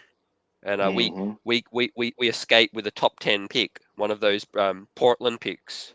And you know what? Realistically, Knicks fans, we got to take last year up out of our head. We got to get that up out of our head. Because what we're seeing now is what this team was expected to be last season. We overachieved. And so with that being said, Julius Randle needs to be traded. He does not fit this team, the timeline. Julius Randle is already, 27? Yep. He does not fit the timeline. You move Julius Randle, that will allow you opportunity to get to see what Obi is going to be. And whether or not you need to have him stick around. Yep. I'm telling you, this team is not far off as many think. I think this would be a better team to look at on the floor with them younger guys playing. And it definitely would play with more heart and energy and effort than what we've been subjected to. This team has lapses where they might play good for a half and maybe even 3/4. But it's rare that this team plays a whole 4 quarters of competent basketball. And this is another thing that I noticed too, CT. Mental. You know what else I noticed about this team? Yep. The reason why they got to shake it up? Yep. We got too many selfish ball players on this team, man. There you go. Yeah. Too many selfish ball players. And how you know it's selfish? When you want to play ISO basketball, everybody want to take the ball and try to be hero. That's the epitome of selfish basketball.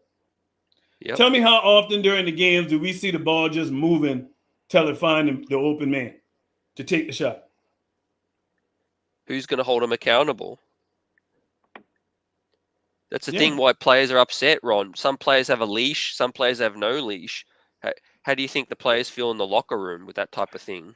With that kind of coaching going on, that'll make you want to get out of here. That's going to get your head cut off instantly. Because when you lose that locker room, it's already a divide. You got the D Rose, the Taj staunch Tibbs supporters, and you've got these young cats that are like, "Hey, is this what the NBA is all about? I've never seen anything like this." Well, you know, the other thing too, I think with some of our veterans that they got on the team is low IQ. I think that's part of the problem too, low IQ. Some of them have a low IQ. Yep. And you see it from some of the players because, you know, Randle, you know, he's, you know, I'm going to say it like this. And I already know some folk ready to blow me up or whatever, but Randle is our number 1. But on another team, he's going to be a number 2 or 3. Think about it. Before, when Randle first got here, he was supposed to be the gem in free agency when we brought in like 15 forwards.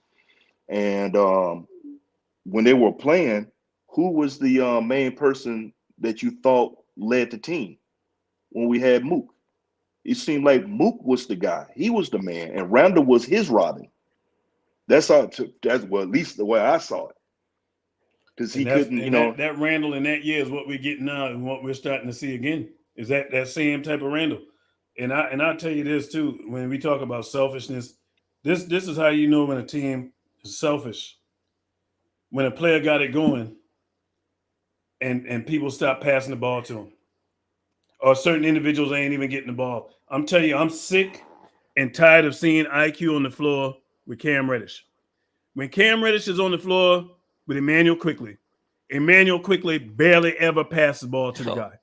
He does not pass that ball to Cam Reddish. I don't know if everybody else seeing it, but I watch it a lot. I'm watching it. I'm watching that dynamic. He don't pass the ball to Cam. Oh, like I said, there's a divide, and they know one dude's on one timeline, and when they're out, the next timeline's up. So it's like a dude holding onto the rope, like you don't want to let go. And Tibbs, Rose, Taj, Randall, they're all part of that. And then Obi and the rest of the crew. And I think RJ is going to be the swing decider, because he's the future of this franchise, right? Yeah. That was a great point you just made, because they're going to have to try to keep RJ happy, and Happy. that will be a problem if they screw this thing up and he walks.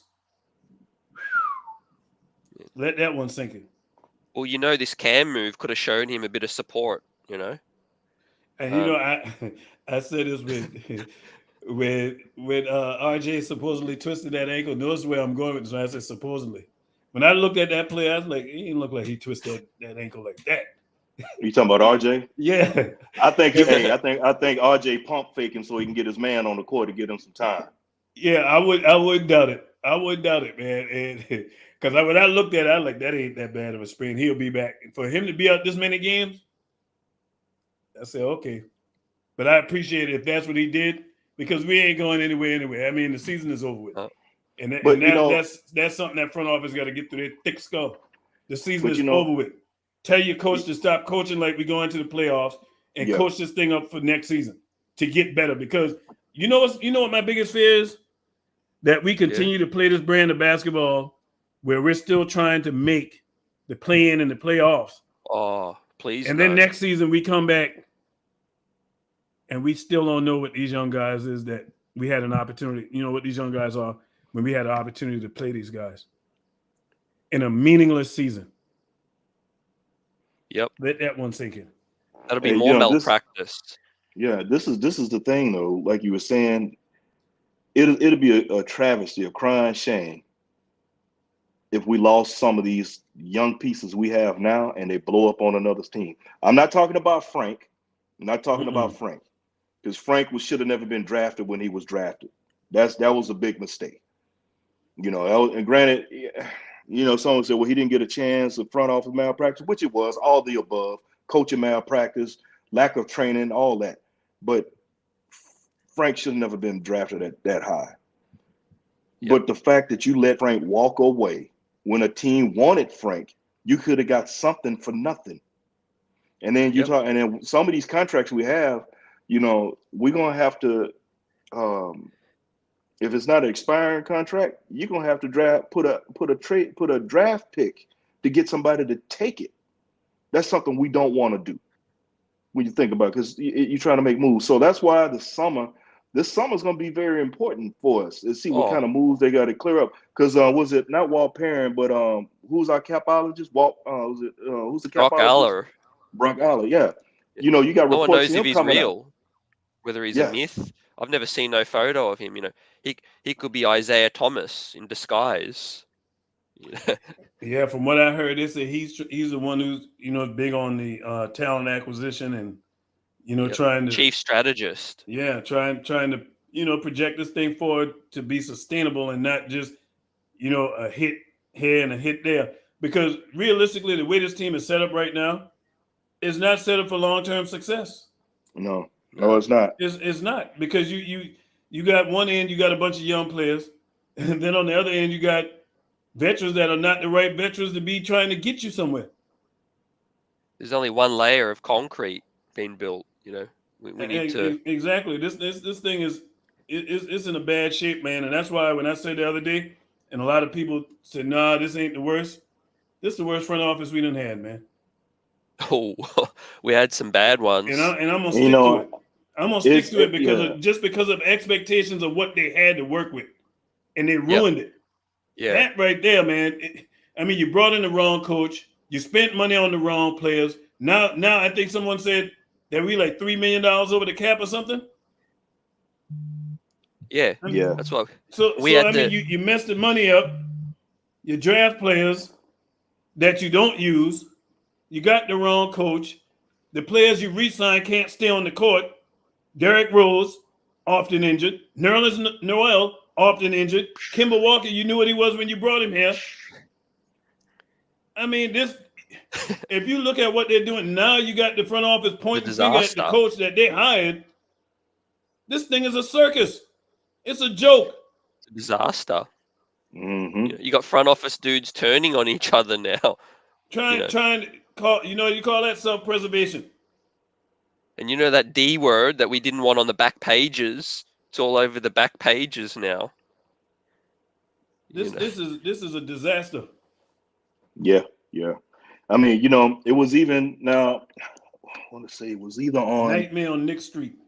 I want to say it was either. I was watching highlights and they were talking about the trades and everything afterwards, and Halliburton name came up, and I want to say it was on either on TNT or on NBA Network, and it kind of came out that supposedly that Halliburton, we didn't want Halliburton because he was too thin. Didn't think he was strong enough to handle the point guard duties or whatever. So, I mean, if that's the fact of the matter, then somebody needs to go back and somebody needs to have a long talking to and some draft and revision training or something, man, because the Pacers gonna be they got two nice pieces over there with Halliburton and Duarte. Oh yeah. and Duarte. Yep. And they still, and then the thing is, they Go still get got Brogdon. Brogdon. And they still And you got know what? Miles Turner. And Miles Turner. Yeah. Yep. So if you're Go gonna do a rebuild like we were supposed to do a rebuild, like last season, we all because it accelerated. The rebuild accelerated. And I was looking for growth. That's one thing we said last year. Rebuilds go accelerated because of the way Randall played. And we're back and forth on should we pay Randall or should we not? And it was kind of, I want to say it was kind of split down the middle amongst Knicks Nation, saying it was 50-50 on giving Randall that money. And but you should have just made him play it out. Hey, let's see if you did it this year, if you do it again this year, we pay you. So play out that contract instead of spending the money on the way you did. And I kind of understand bringing back some of the veterans because you want continuity because we never had continuous players. I get that too. However, you needed to take a look at what we have and upgrade at certain positions. Nerlens Noel has always had knee issues and things, and he's always up and down. And he was in a contract year and he played a lot better. So you could have let him walk because you could have got I like Kelly Olynyk. He was out there and he can play the 4 and the 5. He's a rough tumble glue guy. He's nothing fancy or whatever, but he can go and do dirty work. He can stretch the floor. He plays defense. And where did he come? Who traded him up out of there to Boston? Pat Riley had him. He's a free agent. We're supposed to be building towards the future and rebuilding, right? We're not trying to win. We're not going to win a championship overnight with what we had, but you could get yourself in some better positions and better pieces. I tell you this too, Soulfinger. Man, y'all know what's another thing that whole Halliburton stuff this second time around hurt more than anything, man, because you had an opportunity to right a wrong, and not even, I wouldn't even say right or wrong, because Julius was supposed to be gone. Everybody knows that Julius was supposed to be gone. We understood why Obi, when you looked at what Obi was, the guy was the National Player of the Year. And he looked like he would be that dude and probably would have with a different coach. But this is the thing why them not even saying that they weren't aware that Halliburton was on the trade market really stinks, because if the Knicks could have got Halliburton and got Julius Randle up out here and you put him and Obi together on the court, Halliburton, ladies and gentlemen, love to run too.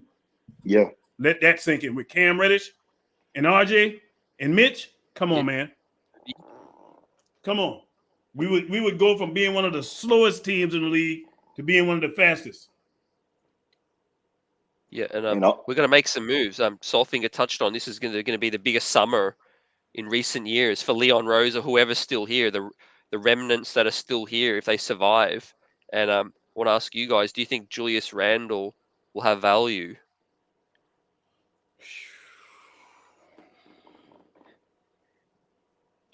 you know what? I'm gonna go out there. I'm gonna say yes. I'm gonna say yes. He still has value. What hurt? There's a few things that hurt Julius this season. I think putting the wrong free agents around him for one. It started when we brought Kemba back and started the coming home situation. And this is just me, my opinion, the way I was looking at it. It seemed like he was in his feelings right off the bat because they were praising him because he looks at it like, look, man, I'm the most improved. I'm the MIP, most improved player, and I should be the one wearing the city jersey. I should be. That's the way it kind of looked because it just, even though he may not have said it, it just didn't seem right. And then you look at the fact that you got the two free agents again, defensive liabilities, putting us in positions that we are. But then Randall did act like a diva. He was acting like a diva. And, the thumbs down, a lot of people upset about it still. My thing was seeing him with the assistant coach with the computer slapping it. That's not a good look, man. That's not a good look. You're supposed to be the leader. The problem is this. You're looking at how he's acting, everything else, and what's going on. A team is going to look at that attitude. Do I want to bring that into my locker room?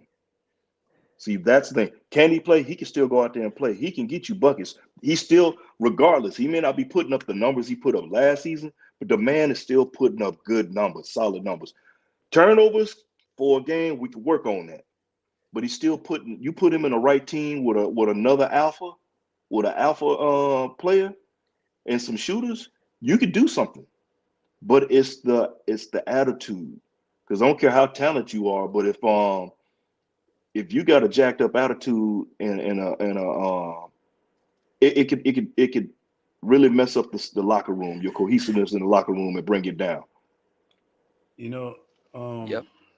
The question whether or not Julius Randle will have trade value. CT, I'm gonna tell you, the problem with Julius is, unfortunately, people tend to remember the bad things you do. The good things, not so much. The bad things will be highlighted. And what Soulfinger just said about the incident on the sideline, that is not something people are going to take lightly, especially when you're talking about taking on $100 million+ contract that starts next year. And more so the role he wants to play on a new team. Like he wants to be the man now. Is he willing to be the guy that is he willing to play Robin to somebody Batman? Or even worse, being the third option? Is he willing to do that? By all accounts, if I'm in the front office and I'm being honest and I'm looking at it, I'm telling you right now, just being totally transparent, looking at Julius Randle, I'm not sure if Julius Randle can take a backseat to nobody. Because he hadn't showed that yet. Exactly. Year one, what do we see from Julius Randle? When we got RJ. Was freezing RJ out. What we seen this year on him? Dysfunction. I mean, slapping Evan Fournier's hand away when he tried to pull you away from the refs, thumb down to the crowd, cursing the fans. It's man. You're deleting your stuff off Instagram. You're unfollowing the team, if that was true. Come on, man. It's too much body of evidence for me to look at and say, I'm going to just, maybe he just, he's just in a bad situation. Oh, he just needed. Man, we cannot keep making excuses for these players, man. When a person show you who they are, you got to trust that that's who they are. Yep. Because adversity, you will find out a lot from a player when they're in tough times. It's easy to smile and look good when we win it. I mean, that's another thing. You don't want to even go do press conference when you have a bad game, but you have a good game, then you're showing up. Yeah. Yep. I can't gloss over that if I'm in the front office, because I don't want my young players. If I'm bringing them to a young team, right, to a team that's rebuilding, the worst thing that you can have is a vet that your young players are looking at and picking up bad habits. Yep. That's why I said we need to get on this other timeline, because one dude or few dudes, the coach, Randall, they're trying to win ASAP, but we're not ready, right? No, you're It's nowhere near. it's like trying to pull the cart before the horse, you know, trying to lay the concrete when the road's not clear. Man, you just took me to a whole other level, man. I was sitting Yeah. there thinking about this thing. So we keep a guy who make questionable decisions, don't hustle on every play like he's supposed to, don't play defense on every play. We keep him, but then the guy that we could have traded and got value with that we ain't gonna be able to re-sign because we done gave money to Nerlens Noel, who is arguably our best front court player all season. He's gonna walk for nothing. Yep. That's scary. And that's sad. Again, I mean, that's bad when you think about it, but we've been looking at this before. It's been, should we give Mitch the money? Shouldn't we give him money? Should we give him money? Shouldn't we give him money? It's been back and forth. But you made the move to bring back Nerlens Noel over Mitch. You know, Soulfinger, you made me think about my mama Joyce and what she always used to tell me. You know, sometimes when you make your bed, you got to lay in it. Yeah. Leon Rose, World Wide West, they made their bed. Now they got to lay in it. Yep. They got to listen to all this. And I mean, you know what? I get it. Some folk don't like Mitch, some do. And one thing before I say anything, shout out to GI, to the ghetto intellect. It's something he said. He's been saying it all season. He said it at the beginning of the season. He said, we rolling out a soft tank. He said that. Yep. And I didn't want to really truly believe it, because I wanted to say, no, man, we got a chance. But the more he said it, the more I started to believe it and more I see it. But you seeing how these pieces, but I just got to say shout out to GI on that. These vets are helping us lose. Yeah, because we lost the teams. Now the I'm gonna Thunder, tell you what, I can't even use the tank word, because that is no longer there's no guarantee you gonna get a high draft pick. Everybody got the same percentage. That top 10, everybody got the same chance to get the number one pick. So that doesn't benefit you. It don't benefit you to lose on purpose anymore. I mean, but to be honest with you, Ron, I'm just giving GI, because GI had called, we want to go. I get what you're saying. He called it soft tank. He called it a soft tank. Yep. Just call it like it is. This is not a good team. Yeah, that's what it is. We're not a good team. We're not a good team. We are not a good team. And you know why it's not a tank? Because a tank is something you're doing purposely. Yeah. Tom Thibodeau out here trying to win games. I mean, think about these games we've lost. Not just these 3 by 20. I mean, if you out here getting beat up and you can't even get a lead and you don't have any veterans on your team at all, I can see somebody saying, okay, well, it looked like we tanking. But not with Tom. Tom is trying to win games. Yeah, and you know what's bad? What gets me is, I understand you lose games. There's not a team in franchise, there's not an NBA team ever that's won 82 games. It just is not, it hasn't happened. What gets me is how do you, not once, not twice, but 3 times within a month, give up over 20-point leads? You let teams come back. You've been double. It's so frustrating when you look at that. There's a glitch in the locker room, a glitch with the coaching. Yeah, go ahead. The thing is, I get it. You gave them the green light to shoot threes, but hey, when you can't, if the threes are not falling, how about you step in and take a 2? How about you take it to the rack? How about we stop running ISO Roundel and get other folks involved? Because you realize that a lot of Mitch points come from either putbacks or lobs. Yep. Yeah, I'm gonna tell you, we when we got rid of the guys that we got rid of, we sacrificed toughness for offense. This team is no longer tough, man. We lost our identity completely. We now a team that we're not mentally strong. And it's proven anytime that we get in these situations, you know what I mean, where we got a big lead and these teams start coming back on us. You see it on how they start playing. I mean, taking ill-advised jump shots, not going to the basket, you know what I mean, slowing down the pace when you know you ain't good, even running a slow pace offense. So this team really is so far gone to the left that really at this point the bright thing to do, man, is to really hit that button like CT talked about, because right now we're in panic mode. And anytime you're in panic, you're in crisis mode, you got to do something to right the ship, because the ship is definitely going down, ladies and gentlemen. It's a question is who going down with it. Yeah. Well, Who's got the I life look at it like jackets? this. I wouldn't want us to be in panic, because if you panic, you make mistakes. So you have to stay cool and They done did see that, everything so that goes we wrong. in panic mode. Think about it now. When you just with your definition, what you just said, we Yeah, are definitely in panic mode. I mean, the thing is I would like for us to pick a direction and go stick to a solid rebuild. Mm-hmm. Stick with a solid rebuild. Quit with the trying to win now. Because it was, we jumped out there like we did last season, but we regressed. This season looks like that first season Randall got here, but worse. It really does. Because the inmates run the asylum at the moment. You know what I mean? Like, yeah. I mean, the thing is last year we had a team that played for one another. This year we got a team full of players playing for themselves, and that's what I'm seeing in this Knicks team, man. And it hurts to even watch, because common sense, man, one-on-one basketball. When you got a player on your team that's hot as fish grease on Friday, you got to keep feeding him until he out of bullets. Mm-hmm. And what do we do time and time again? Oh, well, let me try to get my shot on. You ain't take a shot at 3 or 4 minutes, but now you trying to take shots when you got this guy that's just carrying on fire.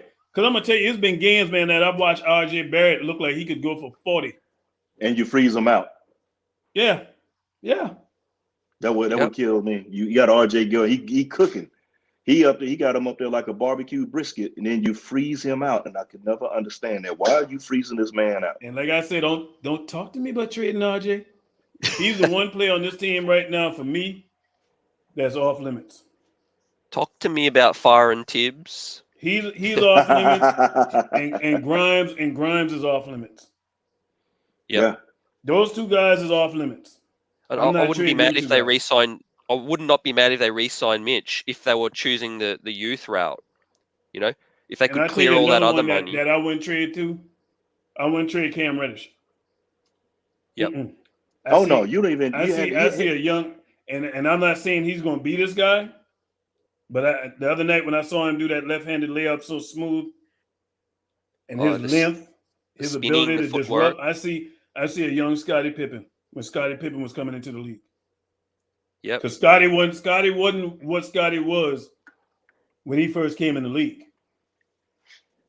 Yep. He was a lot like Cam.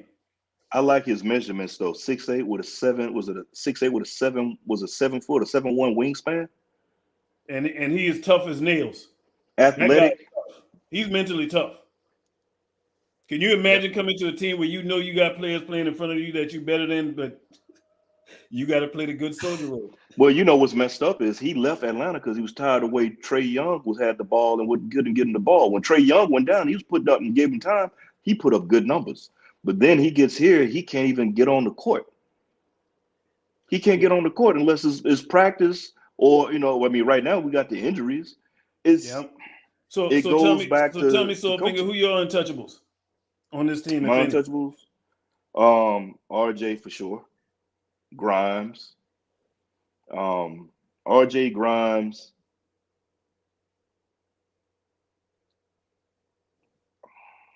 I'm locked on RJ and Grimes and Cam because of the simple fact what Cam could bring. Those are my 3 right there. Obi, I like Obi, but you know what? If you offer me the right thing, hey, Obi, I love you, baby, but peace be with you. IQ, hey, he's having a bad sophomore year. Yeah, we know he's taking some ill-advised shots. Even the ones he hit, He can shoot, but he's not a point guard. But if you're going to offer me the right piece, something better than that's going to improve my team, hey, peace be with you. Hey, so I saw that question from my man Khalid.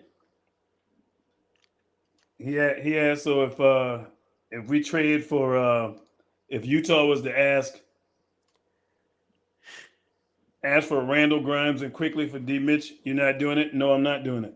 Because I'm gonna tell you what I'm gonna do. I'm gonna counter offer that. For every offer, there's a counter offer. But it is true. I'm taking Grimes out of that equation. Instead of Grimes, I'm gonna put Fournier in that, and I'm gonna send a draft pick out, a first round pick, might even a first round pick or two, so I can get Donovan Mitchell and keep Quentin Grimes. I'm not giving up on Quentin Grimes. No way. You know, I said it before. I said it before. Anybody can get got for the right price. Yeah. So, you know, and I stand by it. Anybody can get by the right price, even the ones I said so-called untouchable. But you got to come with the right price. I'm just going to just give them up all willy-nilly. Now, you come talking to me about somebody, any one of those other three, then, you know, other than them right off, yeah, you can have them. But if you coming to me about... neither. No. I'm not trading RJ at 21 for Spider. No. And I like Spider. I like who my untouchables are. I'll tell you who my untouchables are. This might get a few people off their seat. Nobody's untouchable for the right deal,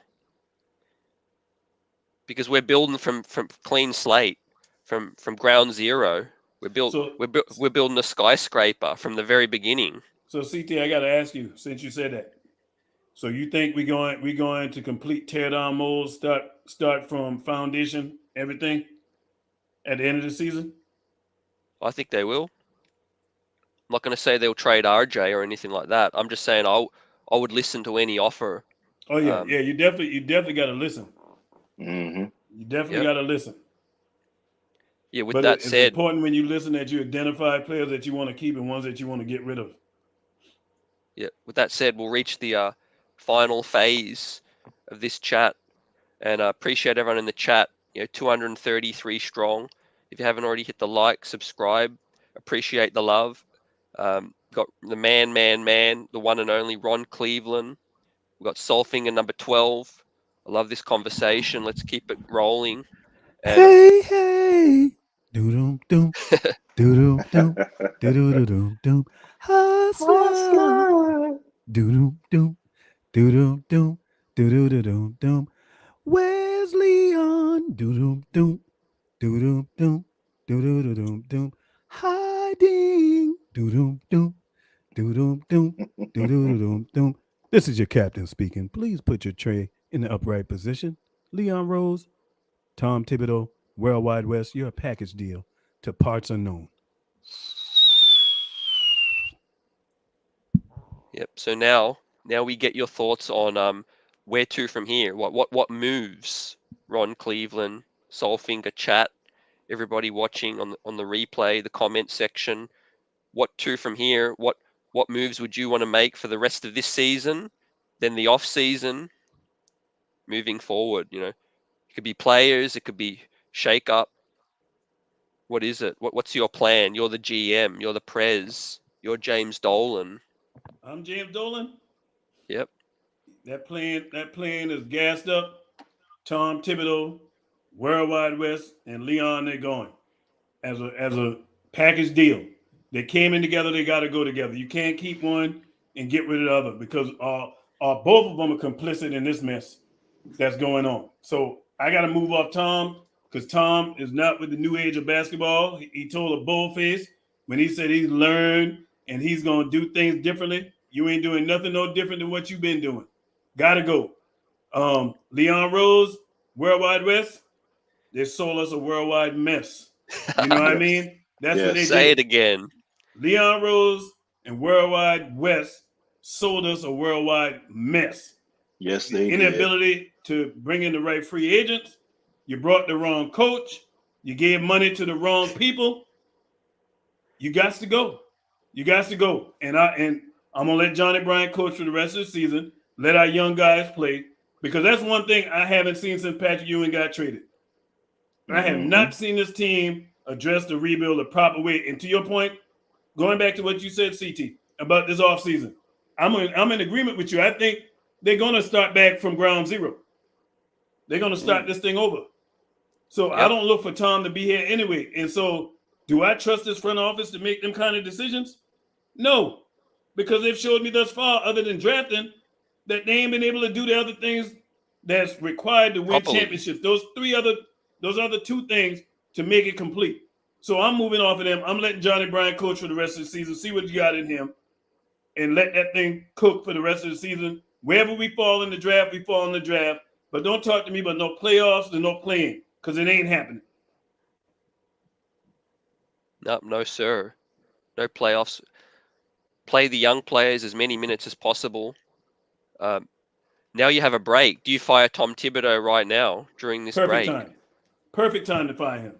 And I said that this is the time, if you're going to make a move, you make it, because you essentially going to get the Knicks hadn't played since what, 2 nights ago? Now 2 nights ago, and they're not coming back until next Friday.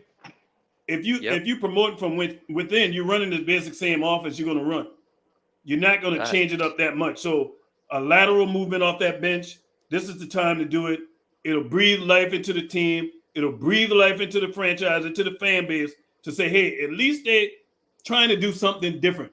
But if, I'm telling you right now, if they come back after this draft and I see Kemba Walker starting, Fournier starting,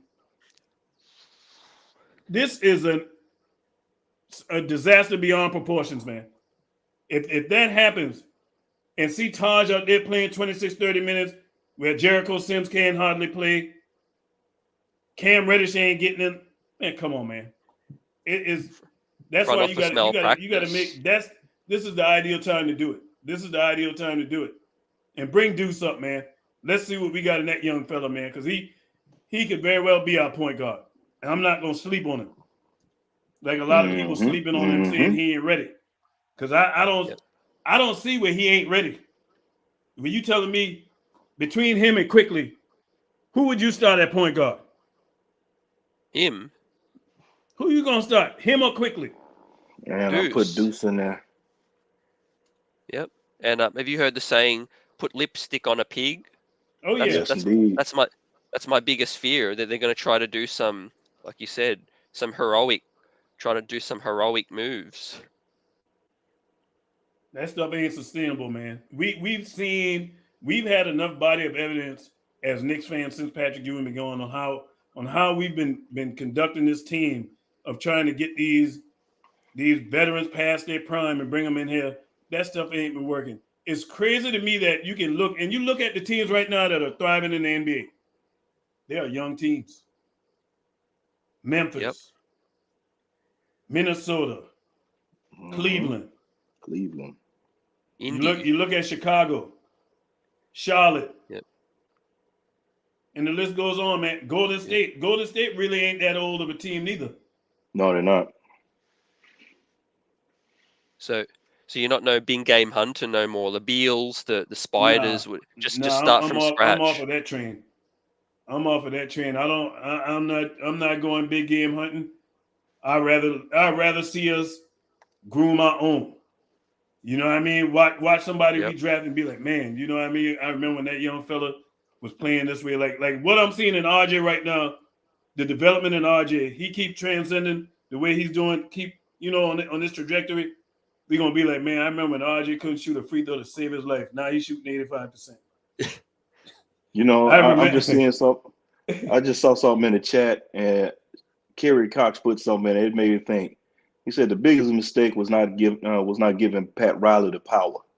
Now think about that. Absolutely. Big up to Kerry for that one, because that's a sting that we keep still feeling every time we got to play Miami. He wanted some ownership, Yeah, that was tough. He was promised, but then they didn't get it. Miami play with a little extra when they play us. Mm-hmm. They try to bury us.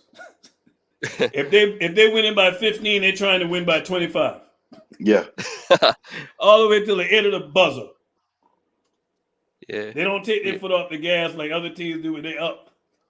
See, we're so big. We even have Bulls fans up in here, Yeah, man. I mean, I appreciate it. You know, they got insight on one Tom Thibodeau. Thibodeau, yeah.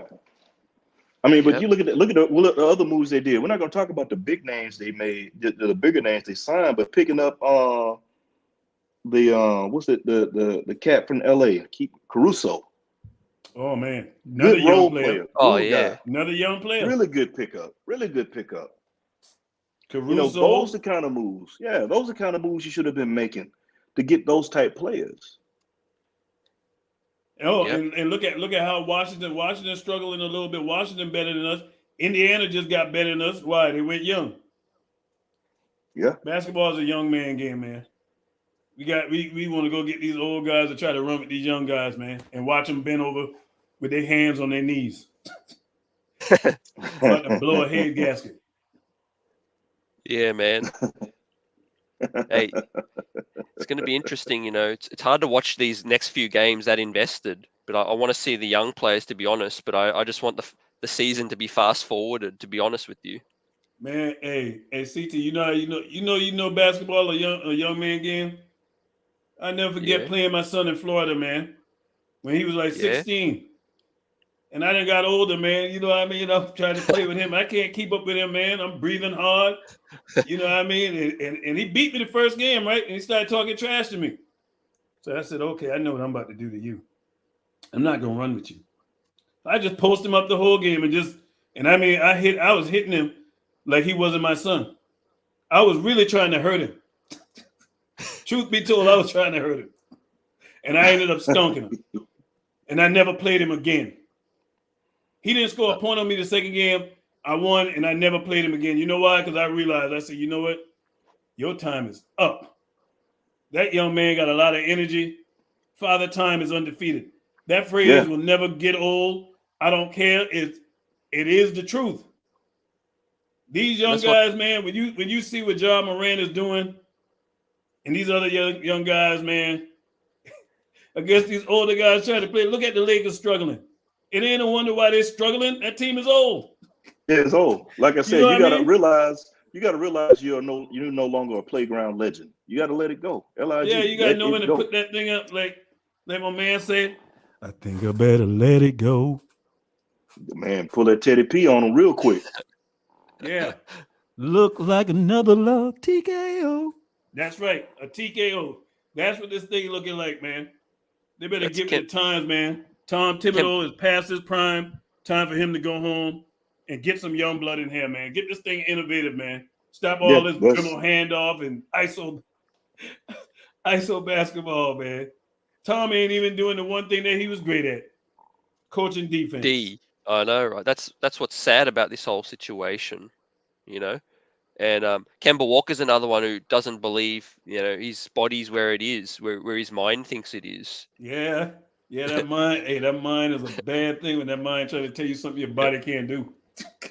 He's still thinking I'm that 4-time All-Star. Put me in, yeah, coach. yeah. Nah, man, your time is up, partner. Put me out, coach. And you up there and you in EA and when the winter hits and these in that off riders hits. Ooh, Kaiser Sose hit with a heavy one. He said, but we trying to build with old and often injured players. Injured players. Woo. You know what? We have a Ferrari with old tires. Yeah. Yeah. No, we got it you're now right. with an old transmission. You're right. Can't get Get out an of old first gear, transmission. man. We stuck in first gear. Oh man, you guys are on fire today. The Hey, chat, the please, chat been on please. fire. I'm watching. Hey, I'm gonna tell y'all like this, man. I go to Google and I type in Knicks news, man, and I look at that thing probably at least 10, 15 times a day, hoping I see something there that says breaking news: Leon Rose is gone and Tom Thibodeau. Man, I'm gonna tell y'all want to see Uncle That's Ron happy. that's Them guys passion. get up out of it. I'm telling you like this. For the rest of the season, I'm looking at it as developmental. That's what I'm looking at. Develop these young Yeah. players. Let this thing build Slow cooked. organically. Stop cheating. And that's the problem. We've been cheating, trying to read off of somebody else's paper in the classroom and failing, getting caught by the teacher every time. And what do you like to cook with? You know, a slow cooker. Exactly. Exactly. Give me the crock pot. Yep. Facts. So we got Obi topping in the dunk contest. We got the rising stars tonight. No Knicks participating in any of the games. That's Um, sad because You know what I I you said know, think about that, Grimes. CT? You know what I said about that? And I told Soulfinger this. I don't want to see Obi in no slam dunk competition. And I'm gonna tell you why. Yep, yeah, He's gonna mess around and get labeled as just a dunker. yep. Kenny Skywalker, yeah. Part 2. Stay But I away see from why, that, right? He man. feels left out. What the dude feels left out. So this is his only platform, which is sad, to shine out. Well, Yeah. the other thing is I would have loved to see Grimes because I was thinking Grimes stood a chance to make that rookie roster. However, when you come back and look at it, he didn't get He enough should have. time to play. He didn't get enough time to play though. Yeah, that's all You the look at only him, reason why. and that was Yep. the only problem. But then, okay, and with that, I have to blame Tibbs. Absolutely, man. Yep. Absolutely. I have to, because these are guys that you supposedly Grimes and Deuce are the two he fought for, and you can't give Tibbs credit for playing them because the only reason they got on was because one, injuries, two, the virus, and Grimes put so much pressure that he had to play him. Deuce, it's on record about Tibbs and young point guards, rookie point guards. He doesn't play him. He doesn't play him. I told Think he y'all. can I get told action. y'all my ultimate indictment, and you brought it back up. You brought it back up, Soulfinger. Yep. When he made that comment about potential, Yeah, yeah. for that coach to say that, he needs to be gone like yesterday. For that statement to come out of his mouth, he definitely need to be gone like yesterday, man. And I'm gonna read this last quote because I got to get moving. But for those who didn't hear it earlier, Tom Thibodeau, our coach, says, I don't buy into the potential thing and all that. You get what you earn in this league. When I immediately read that, I got hot mad because players get drafted. Why? Out of college because of their potential. Potential. Why do you play these players once you get them? When your team starts struggling, you put them in because you look at the potential of what that player brings that you're not getting out of the players that are currently playing and losing. But for a coach to make that statement and says he's not into potential, Leon Rose, you asleep at the wheel. That's a fireable offense. Get him up out of town. Hey, CT, I enjoyed it, man. Knicks Nation, Knicks family, man. I enjoyed this. It felt like old times being in the building. Soulfinger, you already know, man. Everybody Yes, in the sir. chat, man, we the best fans in the world, regardless of what's going on. But my last plea to y'all, man, Knicks family, especially the ones in New York City, don't spend your money to go to the game. Stay at home and watch the game. You want to support the team? Support them from afar. But don't go in that stadium, man. And if you don't go in that stadium, you want change. The only way you change a mindset of a billionaire is to affect the bottom line. You hit them in their pockets. That's the only kind of thing they recognize. That's the Yep. only thing that catch their attention when the bottom line is being messed up. Don't go to them games as long as this is the product that Leon Rose and Tom Thibodeau has given us. But watch them at home, because rest assured, I'm going to watch them at home. As much as they frustrate me, and I feel like there's been a lost season, which it is, I'm going to watch them at home. But I would not pay my money to go watch them in person. And with that, ladies and gentlemen, I'm out. CT, man, appreciate you allowing me to come on your show, man. As always, it's good to watch you, man. See you doing your thing. Keep going, man. Keep going. Soulfinger, we gonna keep in touch. Everybody in the chat, man, I'm out, and we're gonna continue to Let's talk about it. Facts. Ladies and gentlemen, Ron Cleveland, the one, the only. Great to see him. Great to chat. The chat's been on fire. Soulfinger, give us your last words and we'll get up out of here. Only thing I'm gonna say is patience. That's all we can rely on. That's all you can have right now. Patience, and Yeah. And don't jump off the bridge. Don't jump out the window. It's all we got right now, man. You maybe pray, hope that some that we can get the younger guys to come back. When I say younger guys, I mean rookies is not playing. Pray that Cam can get some reasonable minutes other than 11 minutes a game. That something before the end of the season, but something's going to happen in a positive light for us. We can't keep being snake bitten the rest of this time. A lot of my, I just something's going to happen that's going to turn around for us because the only thing you got is patience. Have patience now. I mean, it's sad to say because many in Knicks Nation got a lot of them never seen a team with a winning season. The only season they had with the only time they've seen a winning season is when we went 53 games with Melo. Yeah, it was a flash in the pan. Linsanity, Yeah. 2 weeks. They just need the patience. They need the patience. We have the patience. You know, we see what Cleveland's doing. We see what Indy's building. Chicago. I mean, Grizzlies. it felt good last season, but this season's a whole new day. Next season's going to be a whole new day. Let's set the record straight and just build the correct foundation, the platform, so that we can have sustained success, like the San Antonio Spurs, like the Golden State Warriors. They already did a little rebuild in the time that we're still trying to rebuild. Mm-hmm. You know, and So yeah, it's great to have you on, Solving. A pleasure chopping this up. appreciate it, Yeah, talking appreciate about it, this my current man. Good state. seeing you. It's like You old too. times, brother. Like old times. Yep, facts, right? And the chat's been on fire. Appreciate all the love. If you could please smash the like button for Knicks Buzz, like, subscribe. We got another surprise guest dropping Monday noon to give us some draft intel. And we're looking ahead with this thing. We're looking ahead to the other games, of course, but this is an all-star break, and a lot of Knick fans are sitting at home thinking, where to for my team? Where to for my franchise? And we're all here to talk about it together. And it's been a pleasure. You know, hopefully we'll have Ron back on more. You know, he's got that fire, that desire, that passion that's never going to leave. And Yes, same as sir. the chat. Great talk as always. And I will see you on the next one. All right. Peace. Be easy.